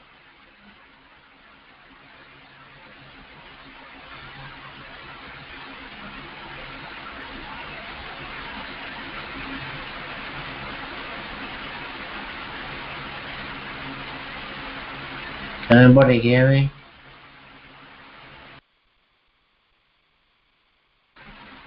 Can you hear me?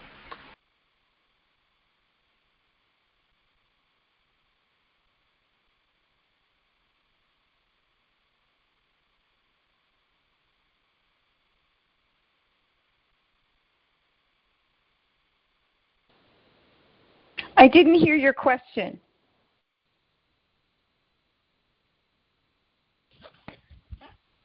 I thought everybody went to get a cup of coffee. We hear you. Except for Doug. Yeah. Yeah. Ask again. Ask your question again, please. Thank you, Lonnie. I was wondering how this communication system that he says exists, is it by the means of radio and news stations type communicating?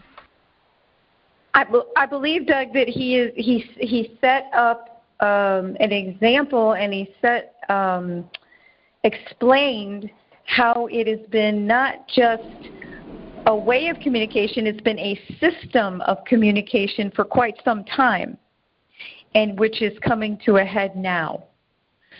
So our academics have changed, how the world defines different terms and laws, and what he was showing us was that this has been subverted, and they've been subverting this for quite some time. The act of, I think it's called Zersetzen. Zersetzen is German. It's subverting a society. It's a process. And if you look back in the history of the United States in the last 25 years, you can see it. Yeah, there's but, like five. But what are the means of how they do this? It's through media, through radio and television. So if you hear something enough times, you start believing it. By controlling the narrative, controlling what you hear, when you hear it, how you hear it. That's how they do it. If you didn't have radio and television, how would you hear something, from a person, 10 miles away? they're using radio and television to do what he's saying. That's what They use all of those things. They use all of those things. Not simply just one or another, but they use all of those things. It takes all of those things because not everybody watches TV, right? I haven't had a TV for 5 years. But I do engage community. Yeah, that's true, but most people do. It's something like 99% of the population do have radios and television. I'm just saying that's how they do what they do, is through radio and television. Yes. I think a big part of it, yes, is a very big part. You're right.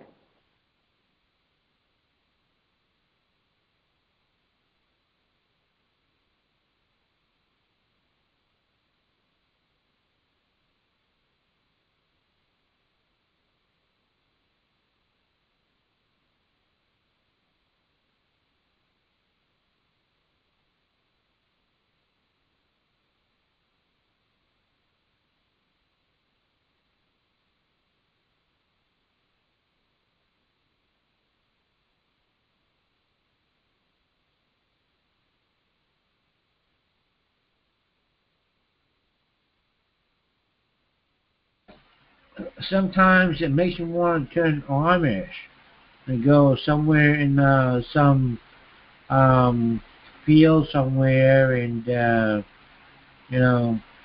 do something with horses and carriage or something like that. But I still think they'd probably zap me and talk the garbage to me. So going that route, I don't think it'd help, but trying to get away from radio and television, I don't think it really helps. But anyways, it's all a humor.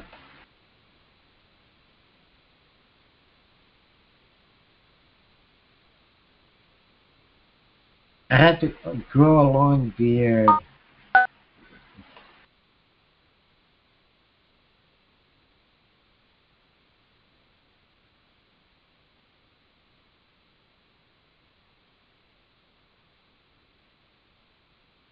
Yeah, Doug, but you'd get to wear that styling hat too.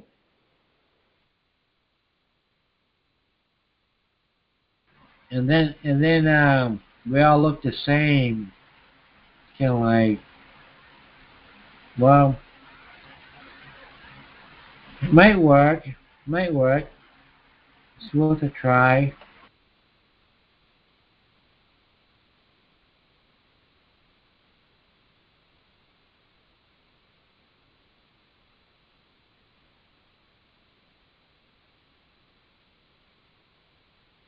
I guess I'm more I don't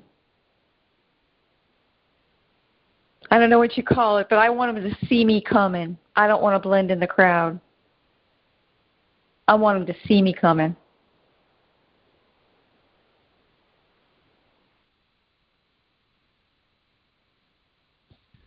That's because you're an individual, which is what America's been based on, the worth of the individual. And the opposite is true. Opposite is China and Russia, the communist countries. Now, I didn't come in early enough to get his full definition of communitarianism. The only thing I could relate it to is Unitarianism in the religious communities. But I object to that. It doesn't work for me because Christianity, it doesn't make sense for Christianity. Right. Did you get his website? Can I give you his website? I don't get the internet at home. Not only do I not watch, I don't do that. I listen to YouTube right now, Telegram, and some of the others. But what was I have to go to the library to use the internet. I used to do that, but I don't do it anymore. It's too far to park and walk in, and unless I have my little handicap sticker, that sort of thing. So I don't do that anymore. But I'm getting good information. I heard something today that kind of plays in with maybe Lily's question about what do you do, because there are jerks in the world, who partake of our philosophy of life, our capitalism. But I believe that originally the country was based on having a nation that was full of, how am I going to say it? I don't want to say religious because I don't subscribe to religion as much as I do to a relationship, but virtuous. The nation needed people who ran the nation through their votes, and they had to be virtuous people. Well, I heard a quote from G.K. Chesterton, who has passed away. He was in Britain, and now how did he say this? It was a good one. He said, if we don't learn to live by the 10 Commandments, we will end up living by 10,000 commandments. And I have seen that happen in my lifetime here.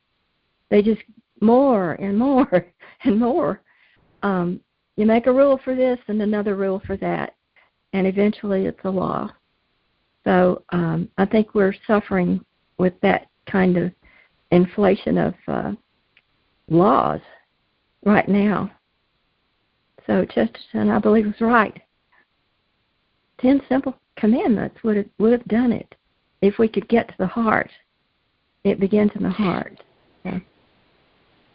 That's exactly what he said. It begins with each individual. It starts with each individual.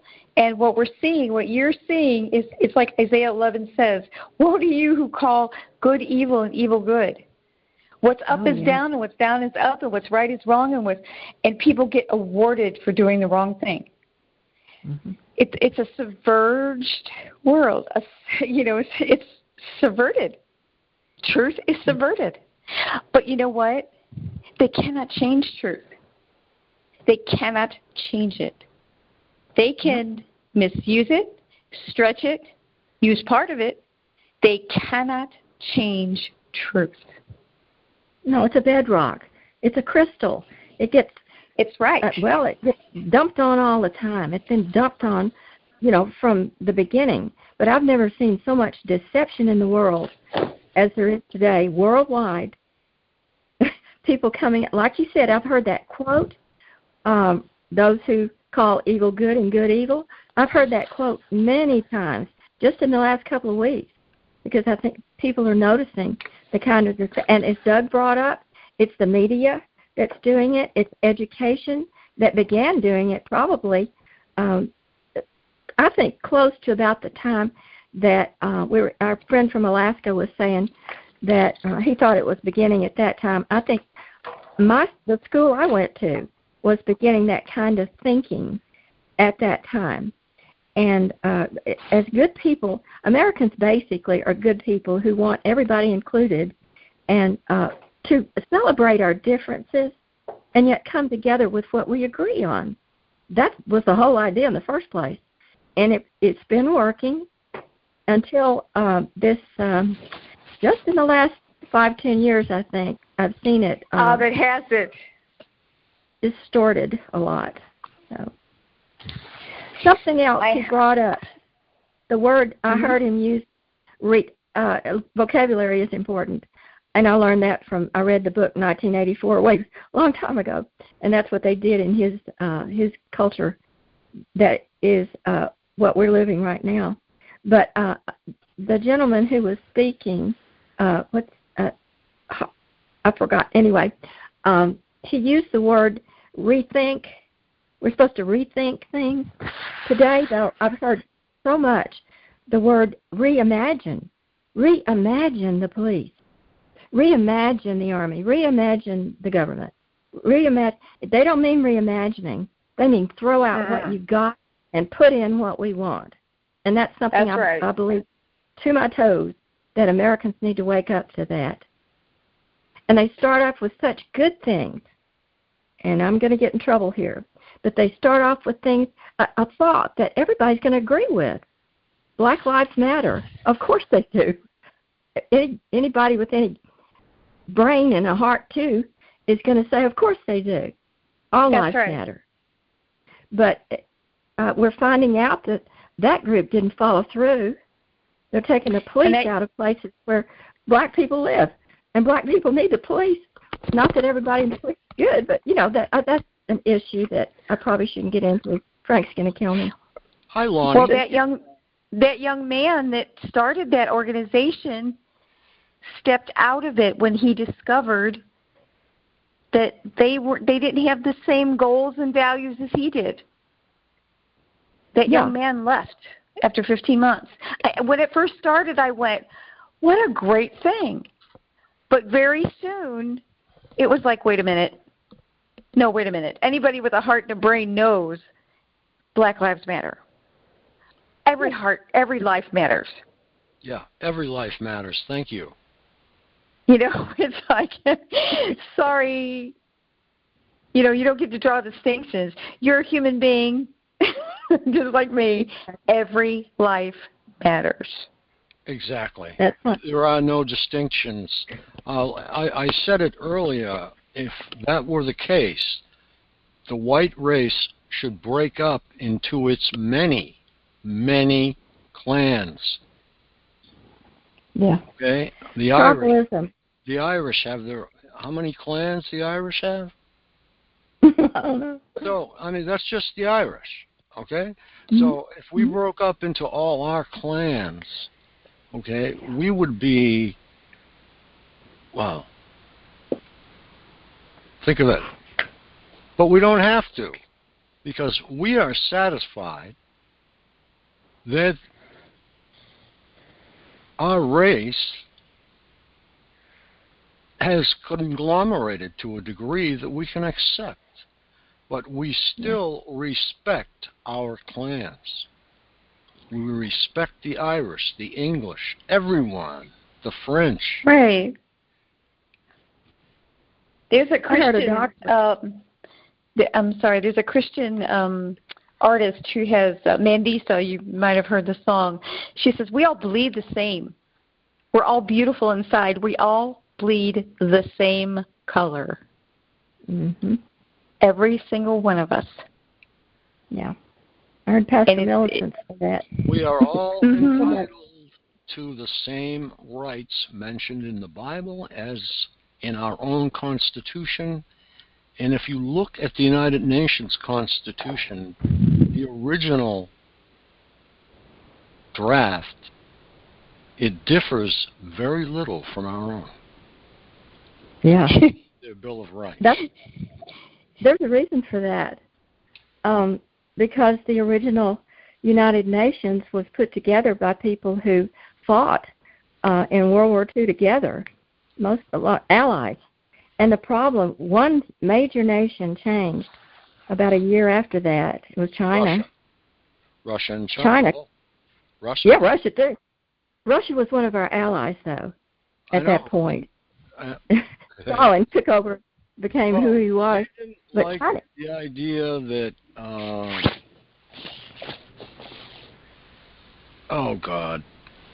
they didn't like the idea that the Jewish state was created. Oh, no, they don't. And this is what the deception going on in the world today just really gets my goat, or whatever it is, because it's the complete, reversal of Subversion truth. of truth. Subversion of truth and reversal of truth. Yes. Okay.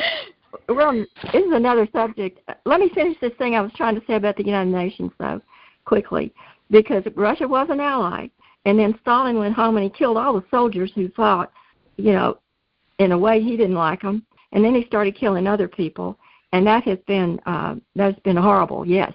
But China did something, because we had this Security Council that was made up of the nations who originated it. Russia's not, I don't think, in it now anymore, but China was part of it, and it was part of it because of Chiang Kai-shek, who was the guy who was kicked out right after that, and Mao Zedong took over. But China stayed on our Security Council. So that's part of the way the United Nations has been going ever since, just part of it, Anyway, so the communist philosophy has been very popular in that What was that other subject we were on to? Can you all hear me? Well, Yes, we can. yes. I'm afraid I'm having a buffering problem, so I'm not able to post this in the chat here on the free conference call chat room. But if y'all would go back to my old website, larkintexas.blogspot.com, and go to the very first entry from 2011, it's titled Diogenes, you're going to see something that's called 5 Maxims of Law. Because one thing about communitarian law and any other kind of law you've ever heard of is contract law is never going to go away. But it would be nice if somebody, because I'm unable to do it, will post those 5 maxims of law in the chat room. Because I want to point out that a contract is a covenant. It's also a relationship. That is the definition of the word contract. Thank you. And don't forget, with contract also being a covenant, it's also known as a compact and so forth. This goes to what was referred to in the 19th century as, actually the 18th century, as social contract theory. And I speak to that at my website. But these 5 maxims of law are important to take note of because they never change. A maxim of law is something that is always inviolate. It always stands. And unfortunately, we were never educated about matters of contract. Because remember, there is such a thing as a valid versus an invalid contract. There is an honorable versus a dishonorable contract. And there's such a thing as a private versus a public contract. In all cases, I advocate for the former, not the latter. This is the way that we learn to negotiate this world in more realistic terms. In terms of we want to be autonomous. We want to be independent. We want true freedom of choice, and we want to exercise free will, which are man's natural endowments. But these are things which we are squandering and throwing away. I have a question. Yes. Knowing these laws, how does it protect us in everyday, where we are right now in any situation when, let's say, when we're in jeopardy with the law? If we know these laws that you're stating, how can it protect us? We need to re-examine all of our contracts that we have with everybody outside of ourselves in this world. Our employment contract, our contracts with utility companies, with cell phone companies, with Ma Bell. The agreements that we have, that we make with a handshake with our neighbors. And we have to ask ourselves, if we had a chance to redo them or do them over or undo them, would we? Do we actually care about independence as opposed to dependence, codependence, and interdependence? Don't forget, 1976 was America's bicentennial. 1776 to 1976. And President Jimmy Carter declared our interdependence. What does that portend for our future when we are adopting laws of the People's Republic of China and with the former Soviet Union, present-day Russia, and the like? How about this thing called the European Union? What kind of a law was that was imposed on those formerly independent nation states in Europe? Imagine how that is being rolled out across the world in a time of instant communication, and especially in this country.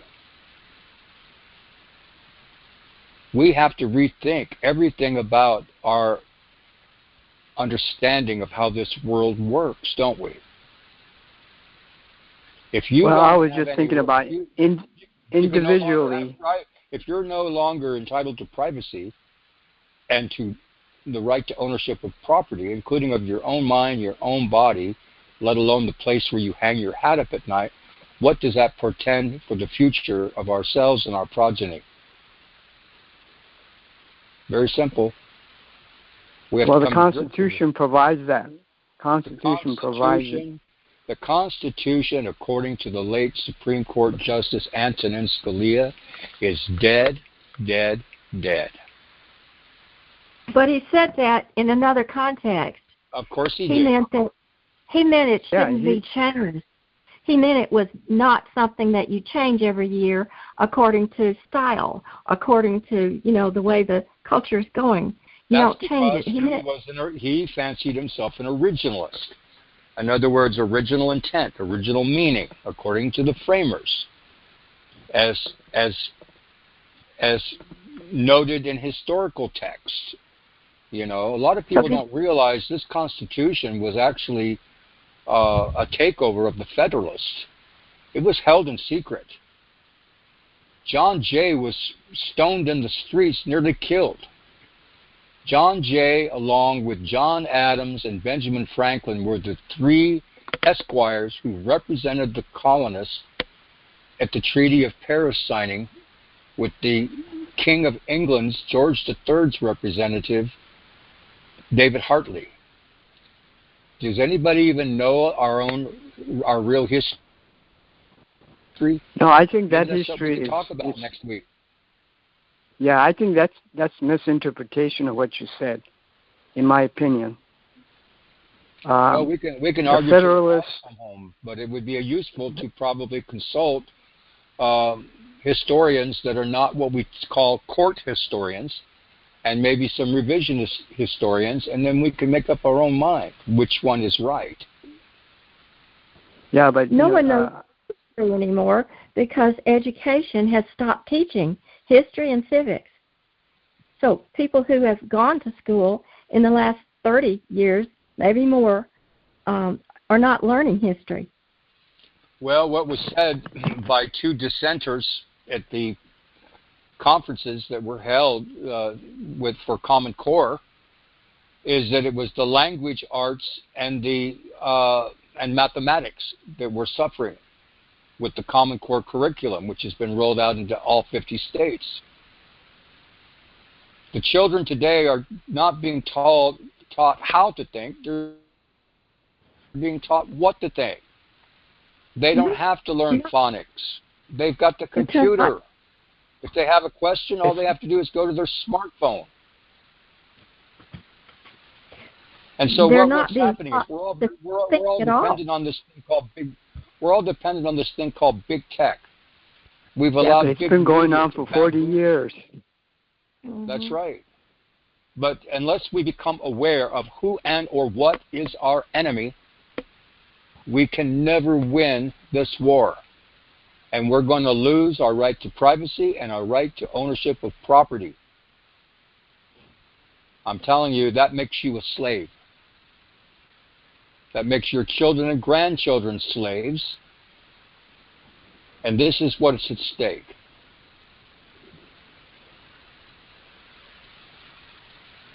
And how do you suggest we fight that when we're all individuals and we have our own minds? Because you first have to get knowledge. It depends. In my opinion, it depends on what system you agree with, and that you either agree or you fight against. But in our situation, which it doesn't sound like you're targeted, so you don't know the kind of suffering we're going through. But a lot of people in this community have been beaten down with the technology. We know about it. Just, research, and I appreciate and respect your research and all the documents that you put together. but they only go back as far as when, the governments were formed and took over and wrote stuff. But that doesn't include all the thousands of years that this land was occupied by other tribes and other philosophies. So we are just one phase of the entire evolution. I would agree with that, but what I'm trying to bring to your attention is what is current today. What is reality? The way that you are guided and molded in terms of your activities and your behaviors and your attitudes has to be questioned, especially when we see the directions we're going. Look at these I think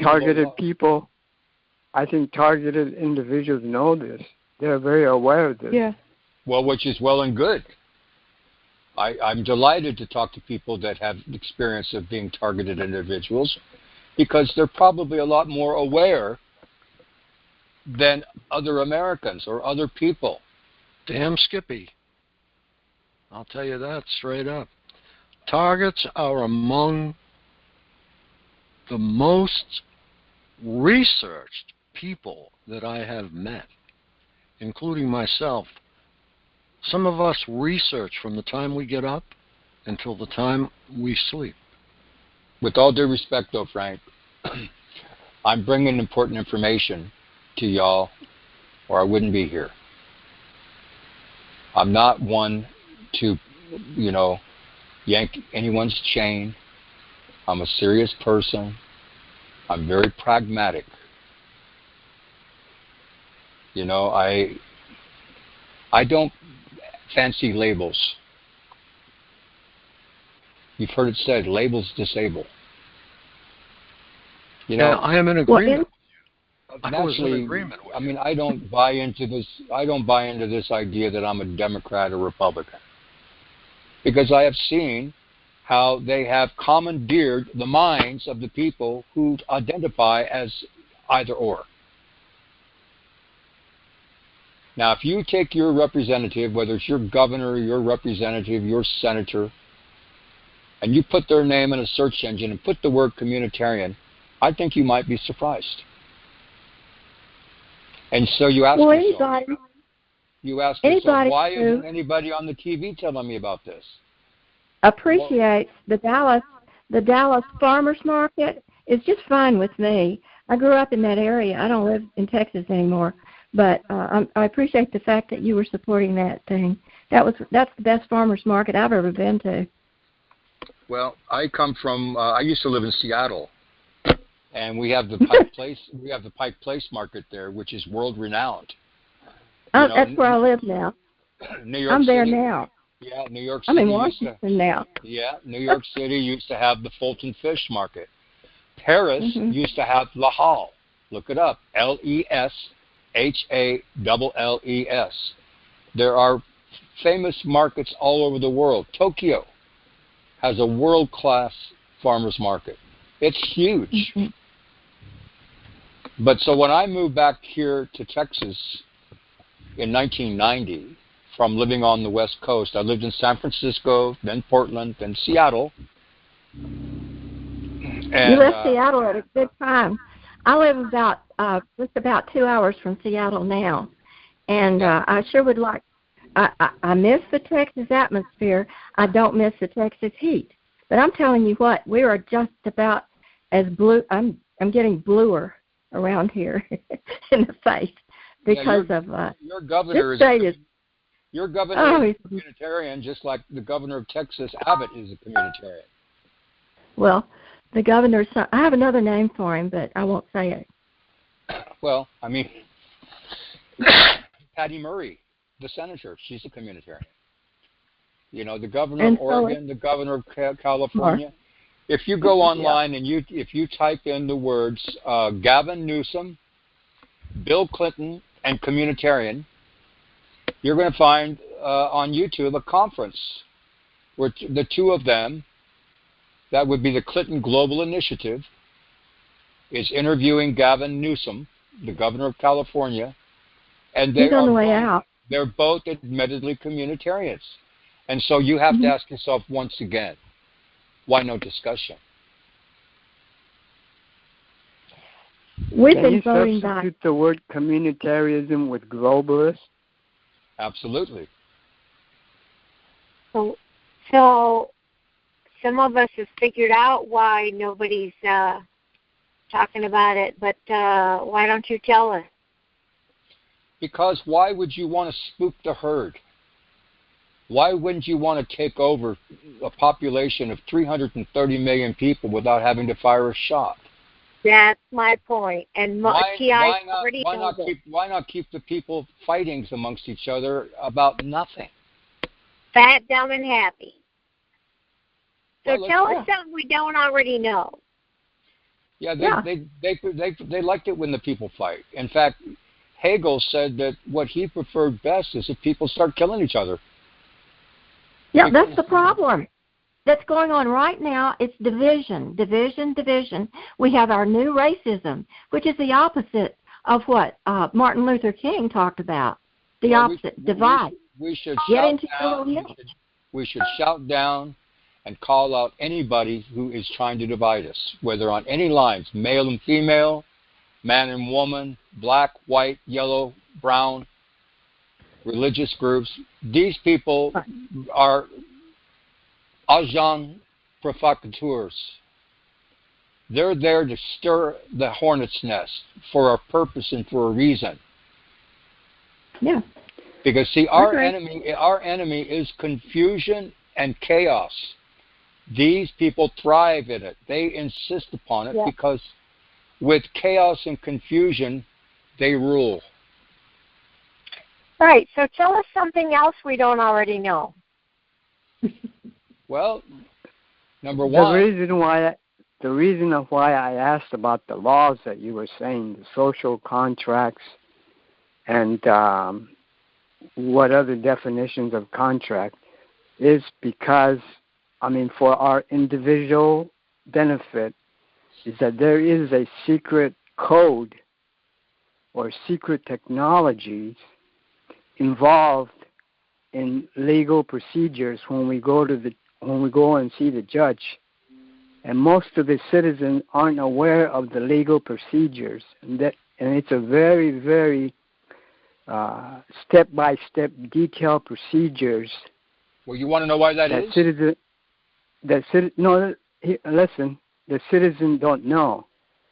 The lawyers do, and they do their dance routine. But the citizens that's with the attorney, we really don't know what they're doing.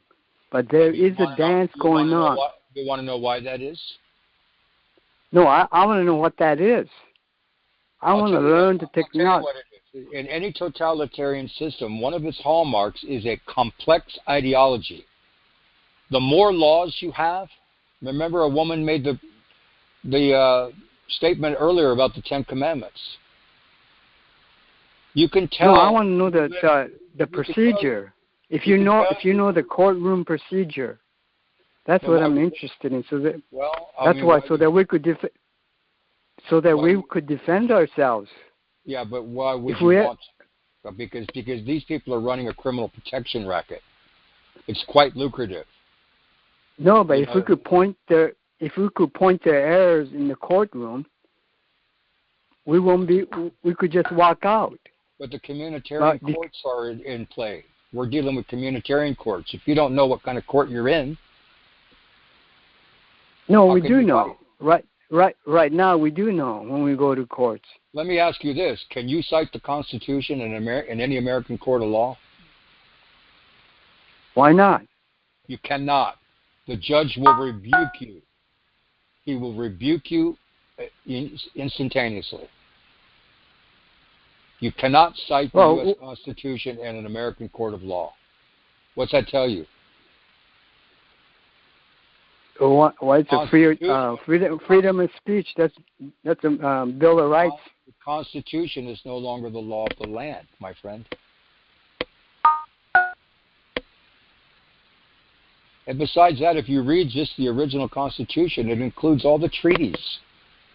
Nowadays, treaties are conflated with what's termed a memorandum of agreement or understanding. This is what happened with the Earth Charter in 1992, which the U.S. government adopted.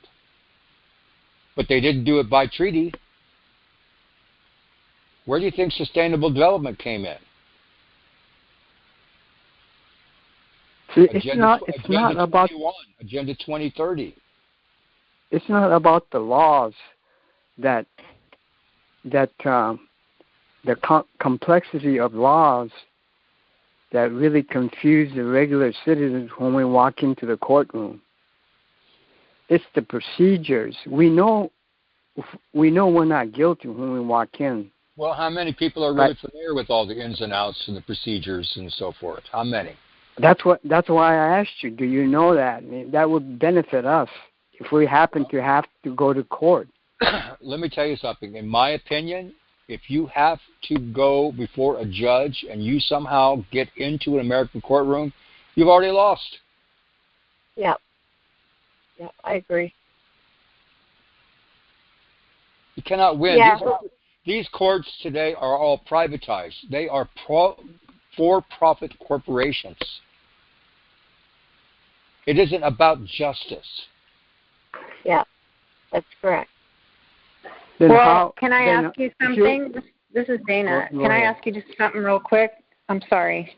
So how would you fare if you go into a civil court, and you realize that they're operating under color of law, and you ask the judge, and you want to cite the Constitution for your rights, and you ask the judge, are we operating under color of law, or is this a constitutional court? What do you think would happen?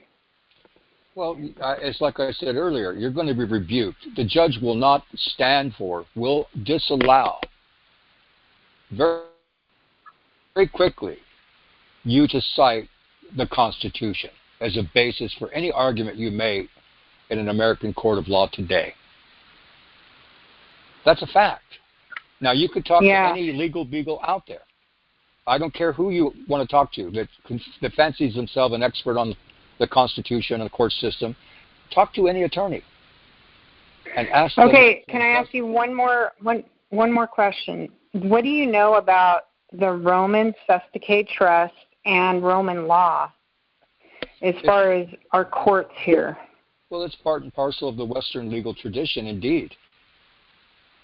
There's no doubt about it. I don't know a whole lot about it because, let me tell you something, I live like a hermit because I consider that I'm surrounded by zombies and criminals. And I don't mean that disparagingly. I know that most people mean well, but I mind my manners and my P's and Q's when I'm in public because I understand the people that watch TV are gone. People that read the Dallas Morning News, they're gone. Yeah. Because we've had 2 former CIA directors tell us so, straight out, that their job was to make sure that the American people did not know what the hell was going on, what was up, what was down. We're fed just like we were mushrooms growing in the dark. I'm telling you. Yep. And what Sorry I interrupted you, Michael. The bankers, based in the city of London with their partners in crime in New York City with the Fed, and all of these people feeding at the public trough in Washington, D.C., these people are against you. And the same is true of the people in the legal fraternity, in the legal profession. They're both running criminal protection rackets. Yep. And the same is true of the doctors in these medical centers today. They are involved in organized crime made legal. Yep. Yeah, I agree. Thank you for Communitarianism. Communitarianism is a system of child, sex, drug, human, and organ trafficking made legal. Read the entry at my website. It's called Communitarianism First Things First. I'm telling you, it's straightforward as can be. The sites are there. Then read Lark on Communitarianism. But remember I told you to begin. I suggest you read the very first entry entitled Trust Your Gut. And then I want you to ask yourself, do you think you know what instinct versus intuition is? Yes. Guess what? Look it up. You're going to find out a whole lot of stuff you just don't know. Did you know that the word apply, like apply for a job or apply for a driver's license, did you know that word means beg? Are we a nation of beggars? I mean, I can cite that, I can put that example to you in a number of different words. You know, we bandy these words about, we hear them, and then we repeat them. But we have no idea that what we're doing is spreading around mind viruses that impact negatively upon everyone we come in contact with. There's such a thing as mimetic warfare. And the Department of the Defense and the intelligence agencies, the big media apparatchiks are all involved in mimetic engineering and mimetic warfare today. It's top of mind every day. It has to do with language. It goes to a 1976 book written by the noted atheist Richard Dawkins. It's called The Selfish Gene. He coined the word meme, M-E-M-E. And a meme is a mind virus. Richard Brody, who worked with Microsoft and became a multimillionaire, he developed what's known today as Microsoft Word. And he wrote a book entitled Virus of the Mind, The New Science of the Meme. You can read it for free on the internet. Americans have no idea that they're being warred upon. If you go on YouTube, look it up. The words are this: non-linear warfare, a new system of political control. It's only about 8 minutes long. And you will understand how they are taking pages from the playbooks of scripts and screenwriters and from avant-garde novels. And what they're doing is they're getting these people together in writers' focus groups. They give these writers a general outline for a book that's going to be co-produced by the participants in these focus groups. And they're encouraged to employ avant-garde themes from avant-garde literature and film, for instance. And then they take these narratives separate and they bring them together and they edit it and they fashion a game theory script to discombobulate the people so that they're not knowing which end is up. They can't figure out what's going on. You know, was Frank Marshall Davis really Obama's daddy? Or was it a man named Subud, S-U-B-U-D, from Indonesia? Look at the pictures online. Who was his real daddy? Was it the gentleman named Obama, who was the goat herd from Kenya? Was it Frank Marshall Davis, who was a noted communist and a pornographer? Or was it a cult leader from Indonesia named Subud, S-U-B-U-D? Do we know anything about Obama and the Bushes or any of these presidents? Most of us don't. We only have limited interest in history and really digging deep for the answers to fundamental questions about this life. I'm no different. We can all be fooled. I can promise you, if you go online right now and you type in the words in any search engine, list of fallacies, list of fallacies. At the end of that encyclopedia entry, you're going to see also. There are other lists. And then ask yourself, when you absorb 500 different ways that you and I can be easily deceived, if you cannot be deceived too. I know I can be, even more so today than I knew 20 years ago. Can I say something very quickly? I think there's something that TIs learn once they've been targeted long enough, is that we can't be just angry with the entire world, that we can't live our lives that way, because it's made to seem like everybody's against us at first. And you really should get into the understanding of what people on these calls have learned and have to learn. New people come on, they're mad, they think the whole world's against them.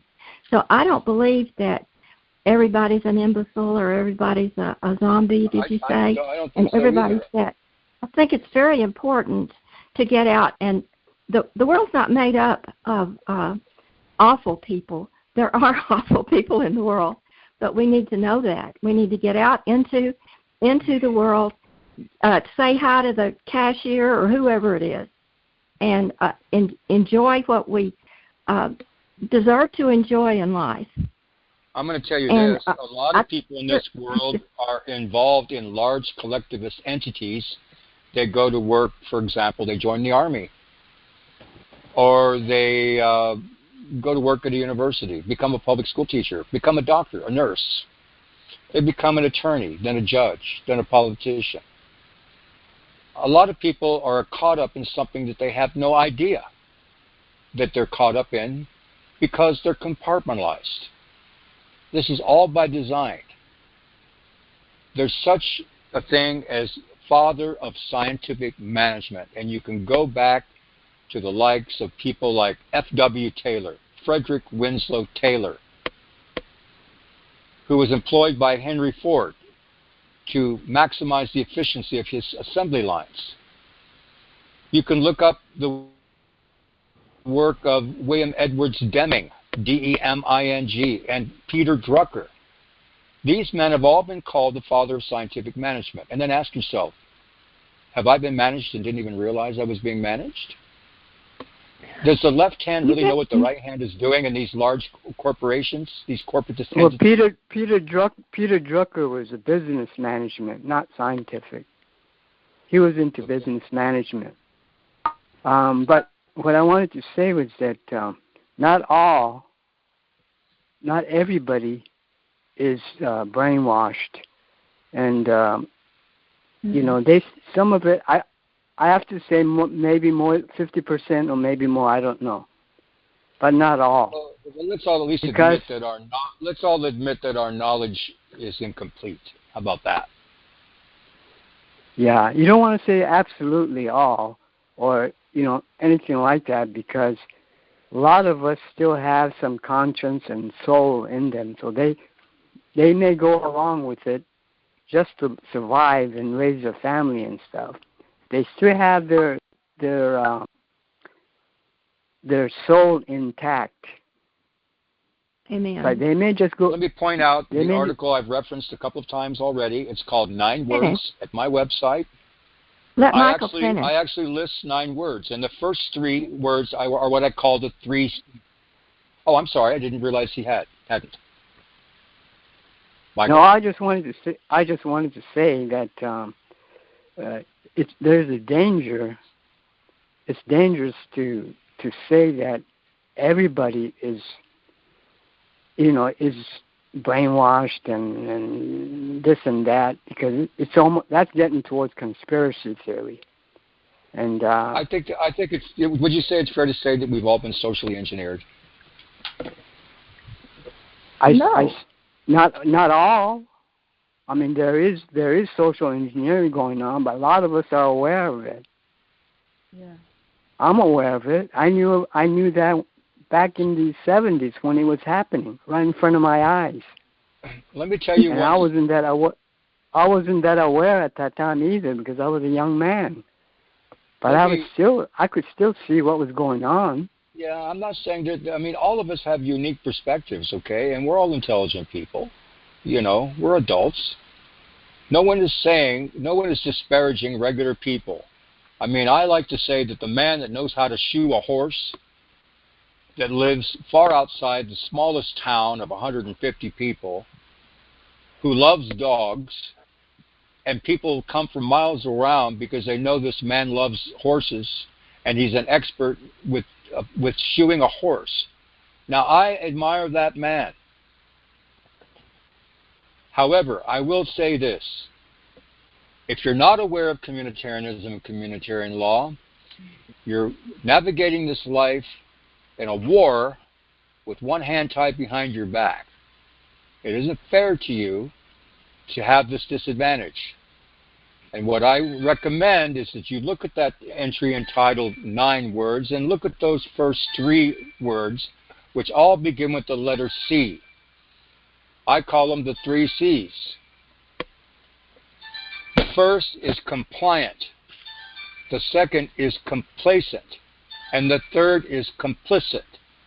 If you are one, you are all 3 probably. But if you ask yourself, are you compliant, complacent, or complicit, then you are part of the problem, not the solution in a communitarian world. And remember, the spelling for complacent is not the normal spelling, which means intellectual lethargy or laziness. It means gregarious, eager to please, easy to go along, tending to go along to get along. And that word is spelled C-O-M-P-L-A-I-S-A-N-T, complacent. Can I ask you? And I'm telling you, this is important to recognize in a communitarian world, because this is a world in which our expectations of privacy and our right to ownership of property, including of our own mind, our own body, is falling to the wayside. We know okay, that. So we are being enslaved. We are being enslaved. Sir, with all due respect, we are a community that has gone above and beyond everything you're discussing. We have involuntarily been stripped of our assets, of our health, of our body, of our rights, of our families, of our voice, of our beliefs. So you're missing that component. It's not that you're preaching to the choir, it's that we're beyond the choir. We're way past what you're discussing, some of us. I've been tortured for 28 years straight on a daily basis. I have subliminal messaging piped into my brain through a silent assassination neural adapted network system that we have proof of. So as far as the United Nations goes and their communitarianistic platform of whatever, we're being tortured for whatever program they have us enrolled in.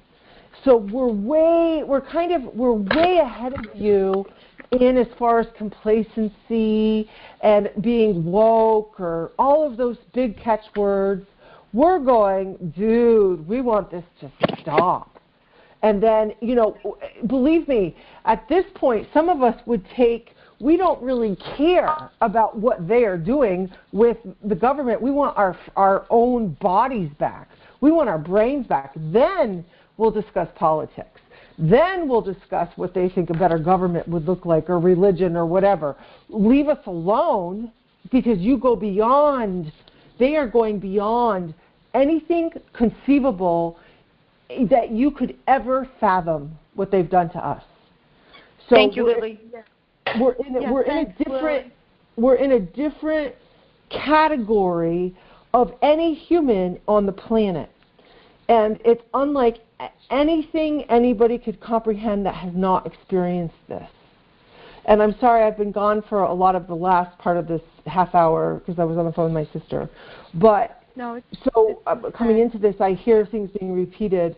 We are so unique on the landscape of what's happening for what you see overtly and covertly, which you don't see covertly, that we have our own category, and to use metaphor, it's not part of anything on this planet that anybody's ever experienced. So it's something so unique and not in a good way. So that's all I have to say. Yeah, wait, hold on. Let me add to what Lily is talking about, and that is what we go through and what we are aware of are many layers above governments and documents. Although the referencing is really good for people to look up, you have to realize that psychotronic resonance, for instance, doesn't apply to any one of your governments or any one of your definitions. It has to do with overall influencing with energy which you cannot see and difficult to measure except by super experts at the Air Force or somewhere else. They're influencing populations in social engineering way before and after any agreements and any diplomatic talks or conferencing or agreements or books. It's way out there, and it's above lots of levels of what most people understand or can even look up. Exactly. Because a lot of this stuff is not even on the web. That's how advanced it is. And here's the other part that you have to try to understand this. What they are doing to us breaks every kind of natural law of, what's the strongest word for morality you can think of? They are committing torture. What they do to us, waterboarding, I would take in a minute compared to what they've done to me. How about being psychologically waterboarded? How about being visually walked to your death in a concentration camp, into a gas chamber and being gassed? Okay? They have done the most abhorrent things to me that you would ever imagine. And I assure you, sir, I had 15 years off and on of therapy, and I got a clean slate from 3 different, over time you see different therapists.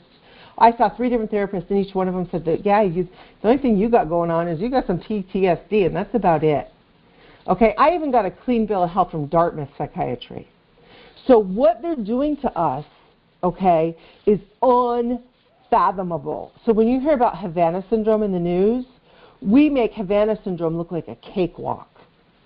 Okay, so you have to understand they're torturing us to change our free will and our beliefs. Because that's the core of social engineering. You're at ground zero.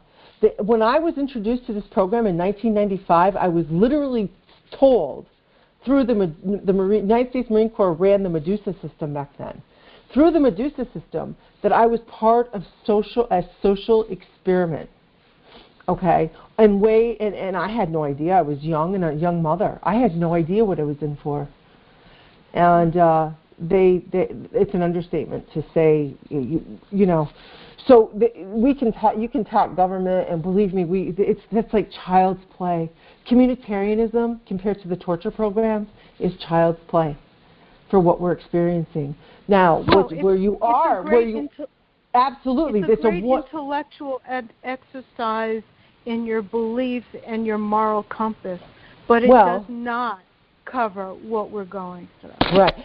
But you know what is important, what I do think the value, and believe me, Lark in Texas, I think where you're contributing to the everyday person out there and the way you're educating is absolutely essential, and I think you're right. It's segueing exactly with what they're doing, but what's happening to us is so off the chart. So don't misunderstand me. The rest of the world, it sounds like needs to be aware of your message.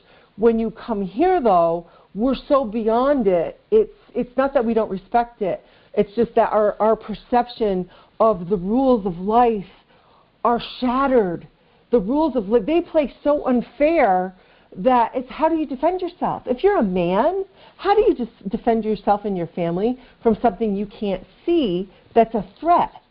That's an absolute real threat. And that's the way they spin it. Like they're gonna hurt you and your family, and if you don't comply, they're trying to change your behavior. Well, gee, Mr. Whoever you are, how do I change my behavior? Well, we're not going to tell you that. That's what behavior modification through neuronal networks is. Through neurological weapon systems.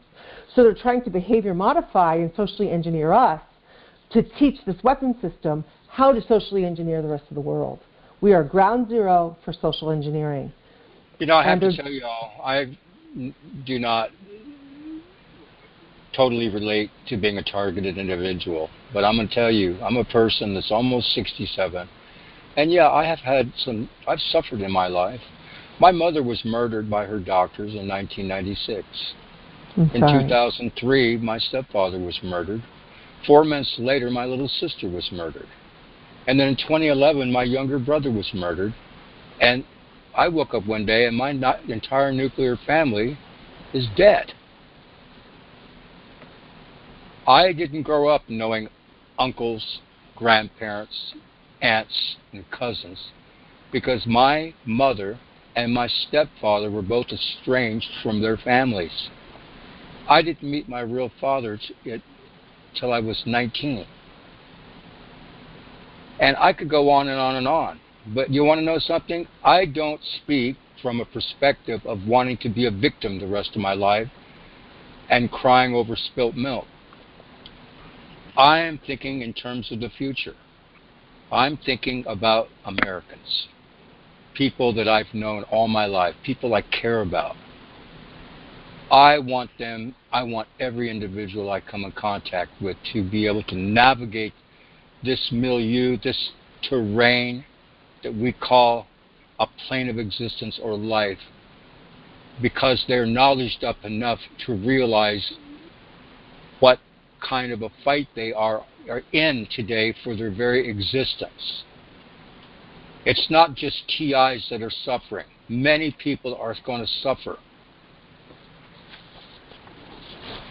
Larkin, can I ask you something? This communitarian elephant is here to stay. And there's a lot of Americans who are unwittingly promoting it and supporting it. And this is what has to be made clear and made understandable. You must comprehend it. It has to be made intelligible using your words. Larkin, can I ask you quickly? Were all those people murdered by the same murderer? Nope. Rockefeller Medicine. Rockefeller Medicine. Do a search. Rockefeller Medicine. There's a PDF. There's a documentary film. There's much that's been written about it.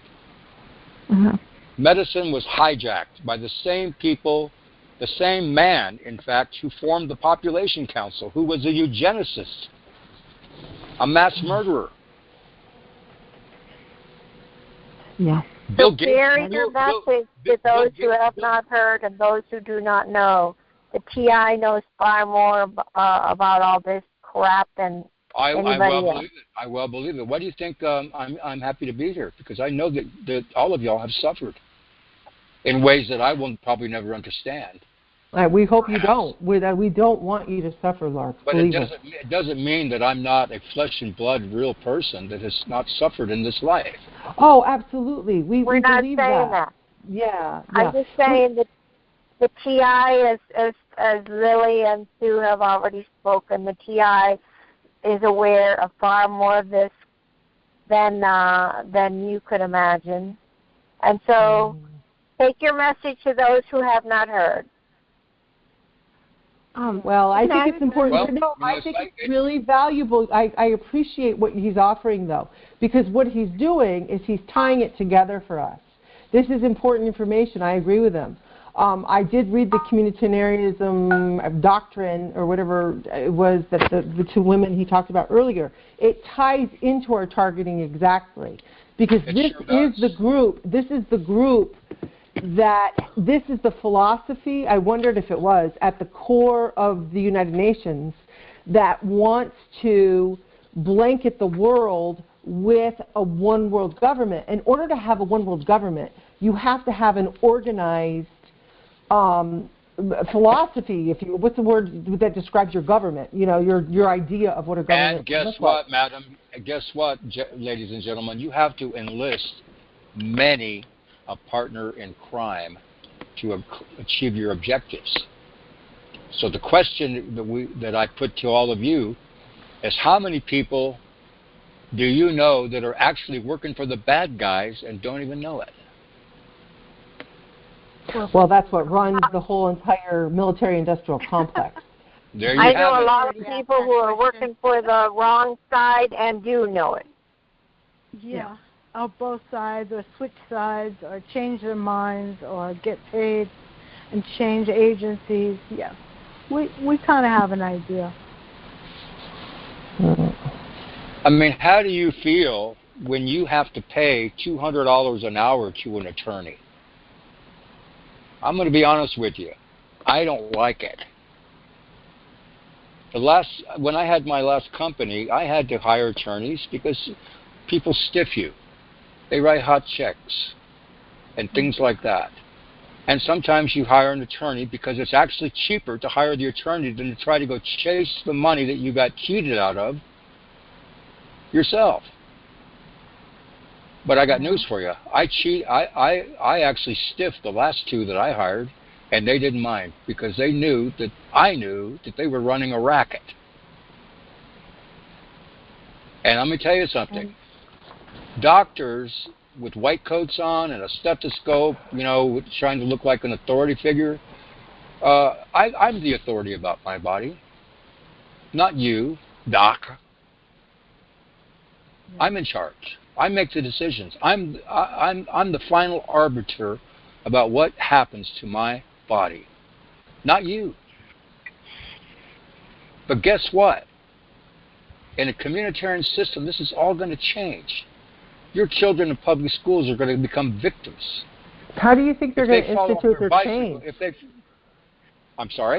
How are they going to institute that change you're talking about? They already are. You think it's just a process, a slow process? Or are they going to flip a switch and then suspend all current constitutional law and implement it? I mean, is it that kind of a switch over? It's like I said to Frank, I wish y'all would just look at my website and let's have this conversation next week. Good. You know what? I'll prepare questions. I will. I'm going to do that. I'm going to go to your website. Yeah, good at that. Pick it apart. Pick it apart. You do I'm going to go. Well, you know what it is? Paper written out. Yeah. You know what it is that I think it's really important to get the big picture. And that's what I fight for. I fight for us to have the big picture because what they're doing is so debased and it's such an abhorrent thing that it has to be beyond just making money, and trafficking. It has to be, we're part of something that is such a paradigm shift in history. And I'm going to tell you what happened. I'm going to tell you what happened to me in 1997. I thought the system was so corrupt that I felt it was immoral to even participate in it. Yeah. I've had that same feeling for a very long time. And actually, I care about things like the golden rule. But I don't separate my professional life, my business life, with my private life. That's a mistake that many of us make. Yes. And I do want to state that I really appreciate your coming, and I appreciate everything you've said for what I heard of it. I was missing it a little bit, but it's hard with this group because we're so unusual in that all the traditional rules of life that we were taught, whether you were raised, I don't care where you were raised, there are common laws of protection that you think you are afforded just by breathing. Even if you've been deprived some of your rights in some other countries. I think the majority of us are Americans, and we've always just automatically believed that something like this could never be possible. That wouldn't be allowed, especially in the land of the free and the home of the brave. So we're coming from a very bewildered and jaded position of believe me, we are open-minded in understanding how crooked, how corrupt, and how bad things are because we're in the front lines of it. Well, I'd like y'all to take this feeling of being victimized and this understandable anger and channel it in different directions because you have a new perspective now. Take my perspective, take the perspective of many others that have actually done this research And they've been very dedicated for 20, in my case, 17 years. Mm-hmm. Become familiar with it. You're only going to take you 45 minutes to read every single word at my website. Okay? Have you ever visited some of the targeted websites? Have you ever looked at? I look at the work of Eric Karlstrom. I told you I've had many long conversations. Yeah, I really respect Karlstrom. And one of my best friends is a TI. One of my best friends is a TI. It is the center of his existence. I know. Okay. So it's not that we come. It's not that we come from a victimized point of view. We are coming from daily torture points of view. So we're interrupted. Do y'all know about Werner, who passed away up in northeastern part of Canada? No, I've never heard the name. Oh my God, this guy was absolutely targeted. The most wonderful man. I'll remind me next week, y'all, of who this gentleman is, and he's still got some. There's some YouTube still up there that you can watch about his life and what happened to him. I mean, this man was a cattleman. They murdered his cows. Oh yeah. There's been people who've lost their animals and had their animals tortured, poisoned, and killed right in front of them. Yeah. So this is we teeter in an emotional place of life and death every day. That's how it feels. Yeah. So I want y'all to become empowered so we can fight back. Well, that's what we fight back from a position of strength because we now have a little bit more knowledge. Some weapons to add to our arsenal. Else needs to speak tonight before the call is over. Yeah, I'm going to mute now. Anybody else want to ask? No, ask if anybody else needs something to say or has a question so we can move around in the group. Sure. It is getting late. Quiet. I would like to ask a question, and then I'll go because I got to be quiet. But I wanted to ask you this. You mentioned quite a few authors, and one of them was Richard Dawkins. Do you also agree with his book, The God Delusion? No. Okay. Thank you. He's not anybody I admire. Okay. Thank you. I just wondered. I came in late, so I didn't hear. Thank you. Like I said, the guy that I love the most is the guy that knows how to shoe a horse, and he loves dogs, and he lives by himself, and everybody respects him because nobody can shoe a horse like this man. That's the guy that I champion. That's the guy that I don't want to see hurt.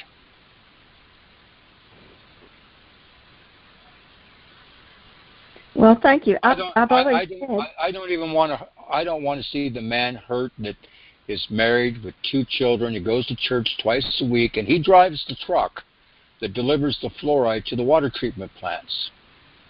Yeah. Yeah.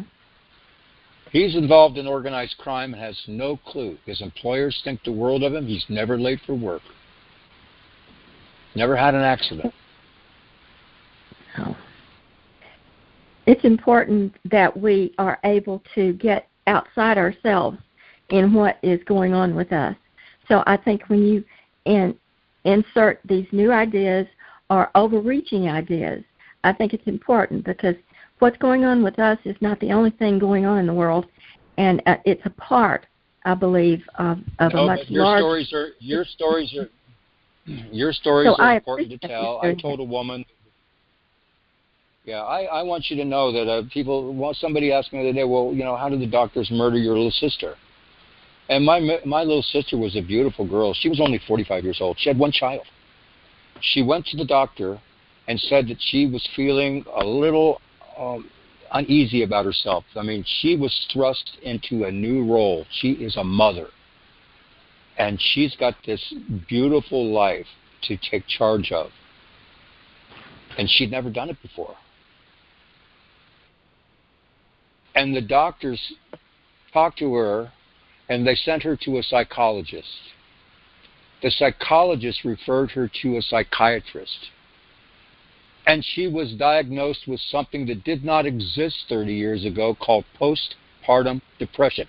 They made it up so that they could ply the patient or the victim with more drugs. Yeah. At the time of her death, she was taking 12 prescription drugs. I remember that. The bastards murdered my little sister. I'm so sorry. And I was angry for years. When I see a doctor with his arrogant air about him, his look of authority, I want to slap the son of a bitch. They're not all like that. Angry I was. I was angry for a long time. All doctors, she didn't deserve to have her life cut short at the age of 45 years old. No. My brother was dead at 55. He didn't deserve to have his life cut. So you want to know something? I've been angry for a damn long time. When I lived in San Francisco, when I moved away from Texas to San Francisco in 1981, I used to walk down the streets because I'd never been in a city like San Francisco. We're talking mean streets, Baba. I had my fist balled up because I felt like I was in a dangerous place, and I was. Now that's how angry I used to be. So I understand being a victim, and I understand about being tortured and feeling torture. But I'm no different from you. I'm a regular guy. I've been thinking deeply about a lot of things all my life. I'm telling you, I have a lot of gaps in my knowledge, a lot. And I firmly believe the only way that the golden rule can work is if we all recognize that each and every one of us is at once a teacher as we are a student, and we respect each other in that light. You can learn as much from a toddler playing in the sandbox as you can from some damn professor at a university, if you set your mind to it. And that professor is no better or worse than that toddler in that sandbox, and vice versa. This is how the golden rule is supposed to work in my worldview. But we know that a lot of people, they believe in this logical, go on the internet and just look up list of fallacies. Look it up. There's a couple hundred of them. All the ways that we can be deceived. When we're born and a mother teaches a child how to use a fork at the dinner table, that word is enculturation, enculturate. But there's another word, acculturate, AC, culturate. And that is when a foreign entity or culture imposes itself upon yours. In effect, doing away with your culture and your worldview and forcing you to supplant that with that foreigner's worldview. That's called acculturation, acculturate. And this is what all of us battle in this life. So to speak, there's many different ways that we can phrase the way we think, our worldviews, and the like. I'm only here because I want y'all to consider that when you hear that word community, you should consider the context.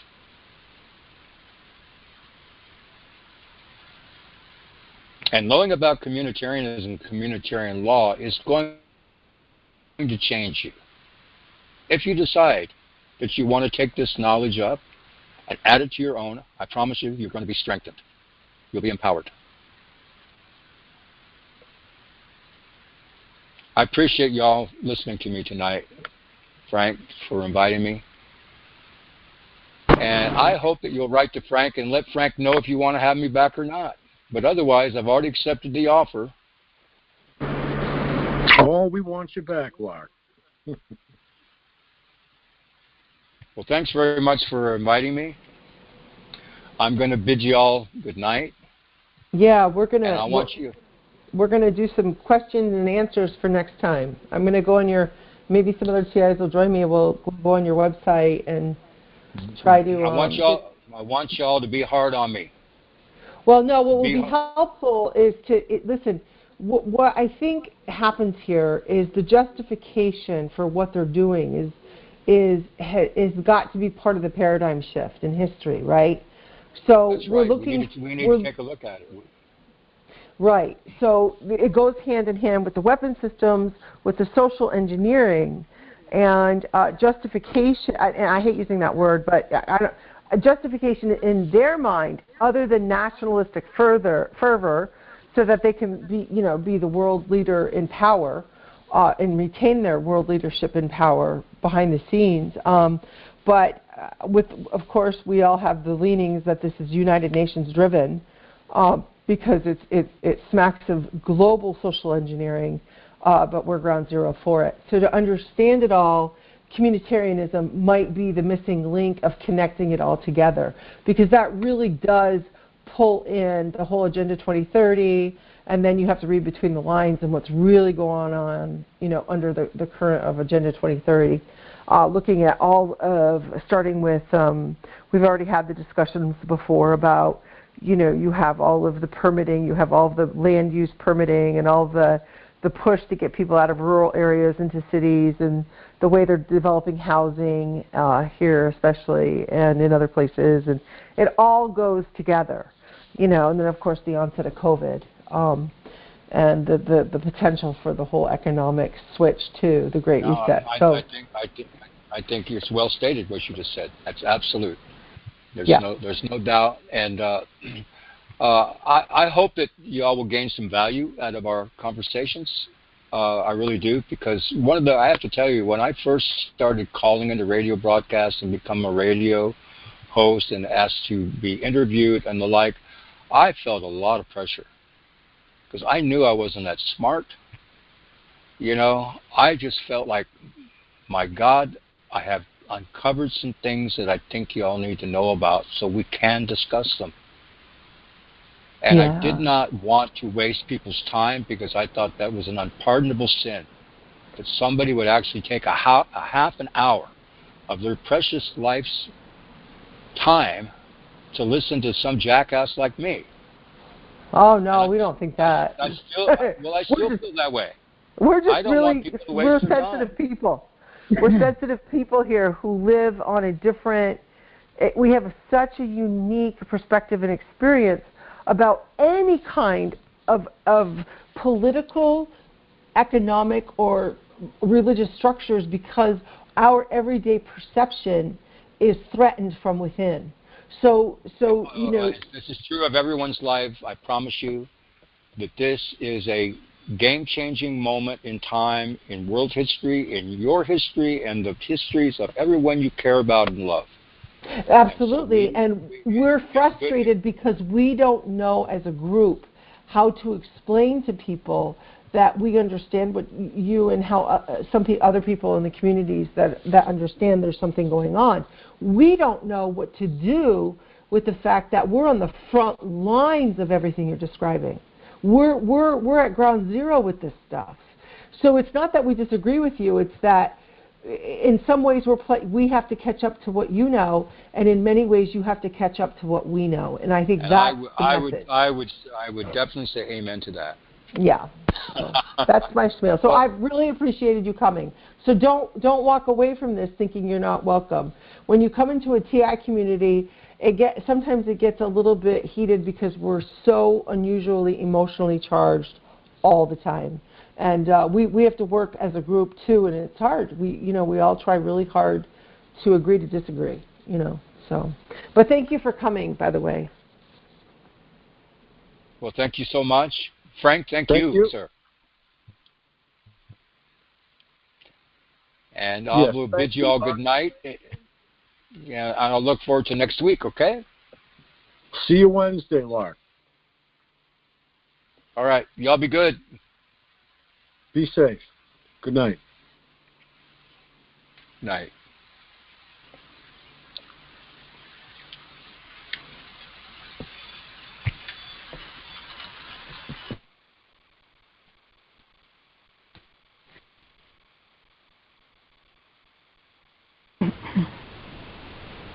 Lonnie, thank you for bringing that up about having a wider perspective. Oh, thank you for what you said. I came in late, so I didn't get the whole. No, I didn't get on until later either. Yeah. Yeah, and I won't be able to next Wednesday either. But anyway, it's interesting. It was a lively conversation. Seemed like, yeah. Well, the image that comes to my mind, I'm really, in tune with nature. I watch a lot of nature documentaries, and it reminds me of when a hyena in Africa enters into the territory of a pride of lions, and they're both predators. They're both looking for their territory. They want the food. Talking guys. Oh, my corn's popping. I'll be back in just a minute. I've got corn popping, and it just started. I got to go shake that thing.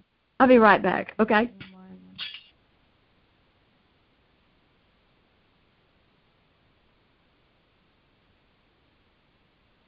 So in that scenario, the hyena knows that he's under attack for going into somebody's territory.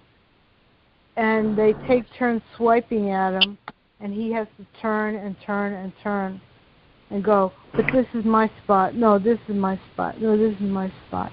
Until he runs, if he survives. I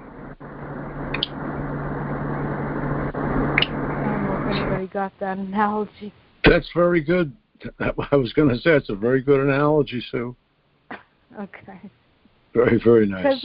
Because we've been fighting a long time. It's not like we are, we might seem meek or we might seem understated.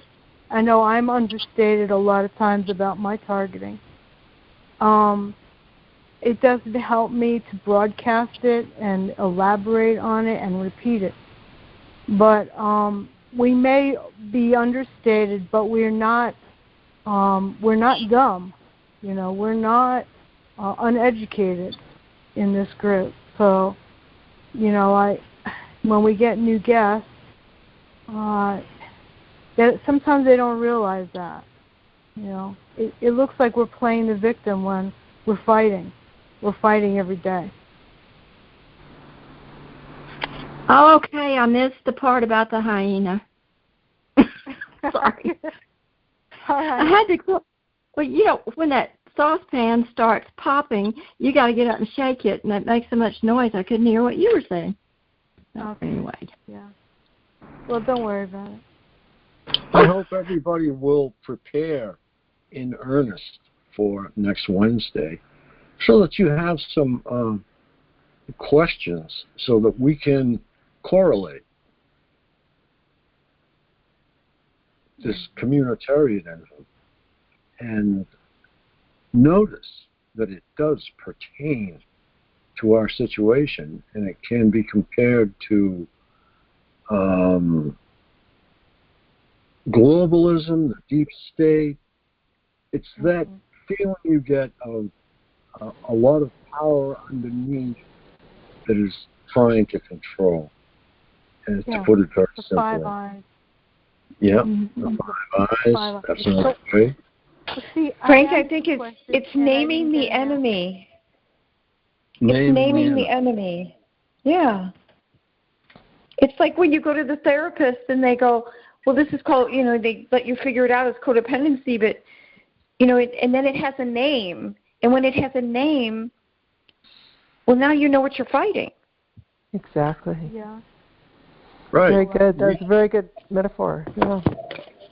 Yes, we thought that the United States was headed toward socialism, but in fact there is a name for it.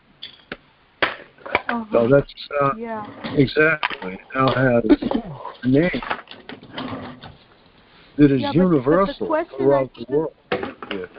The question I still have from an hour ago, which never got answered, and I don't think he has this answer, is that within that framework of, this system that he's, trying to educate everyone about, within that system, around it, in it, through it, over it, how do we get this targeting stopped? Like, there was no answer, there is no answer, because it's just another form of government that's going to play by different rules, but we're still targeted. So how does it stop in that framework before, during, after negotiations? No, I didn't hear an answer. That was my strongest question. So can you hear me, Frank? That's a good point, Sue. Yeah, it's a good point, and but at the same time, what he was trying to say was this word and the language that he is using actually incorporates the EU. It incorporates communism. It incorporates socialism. Remember when we all thought the United States was going socialist? Yeah. Becoming a socialist republic? Well, it's communitarianism. It's a new it's like a new global concept, but it's so embedded that it takes a lot of understanding the big picture to pull it all together. It's everything that's nondescript that's happening that people are trying to label. So you're right, Deborah. It gives it an identity. And I read when I talked to or listened to those two women, the mother and daughter he was talking about.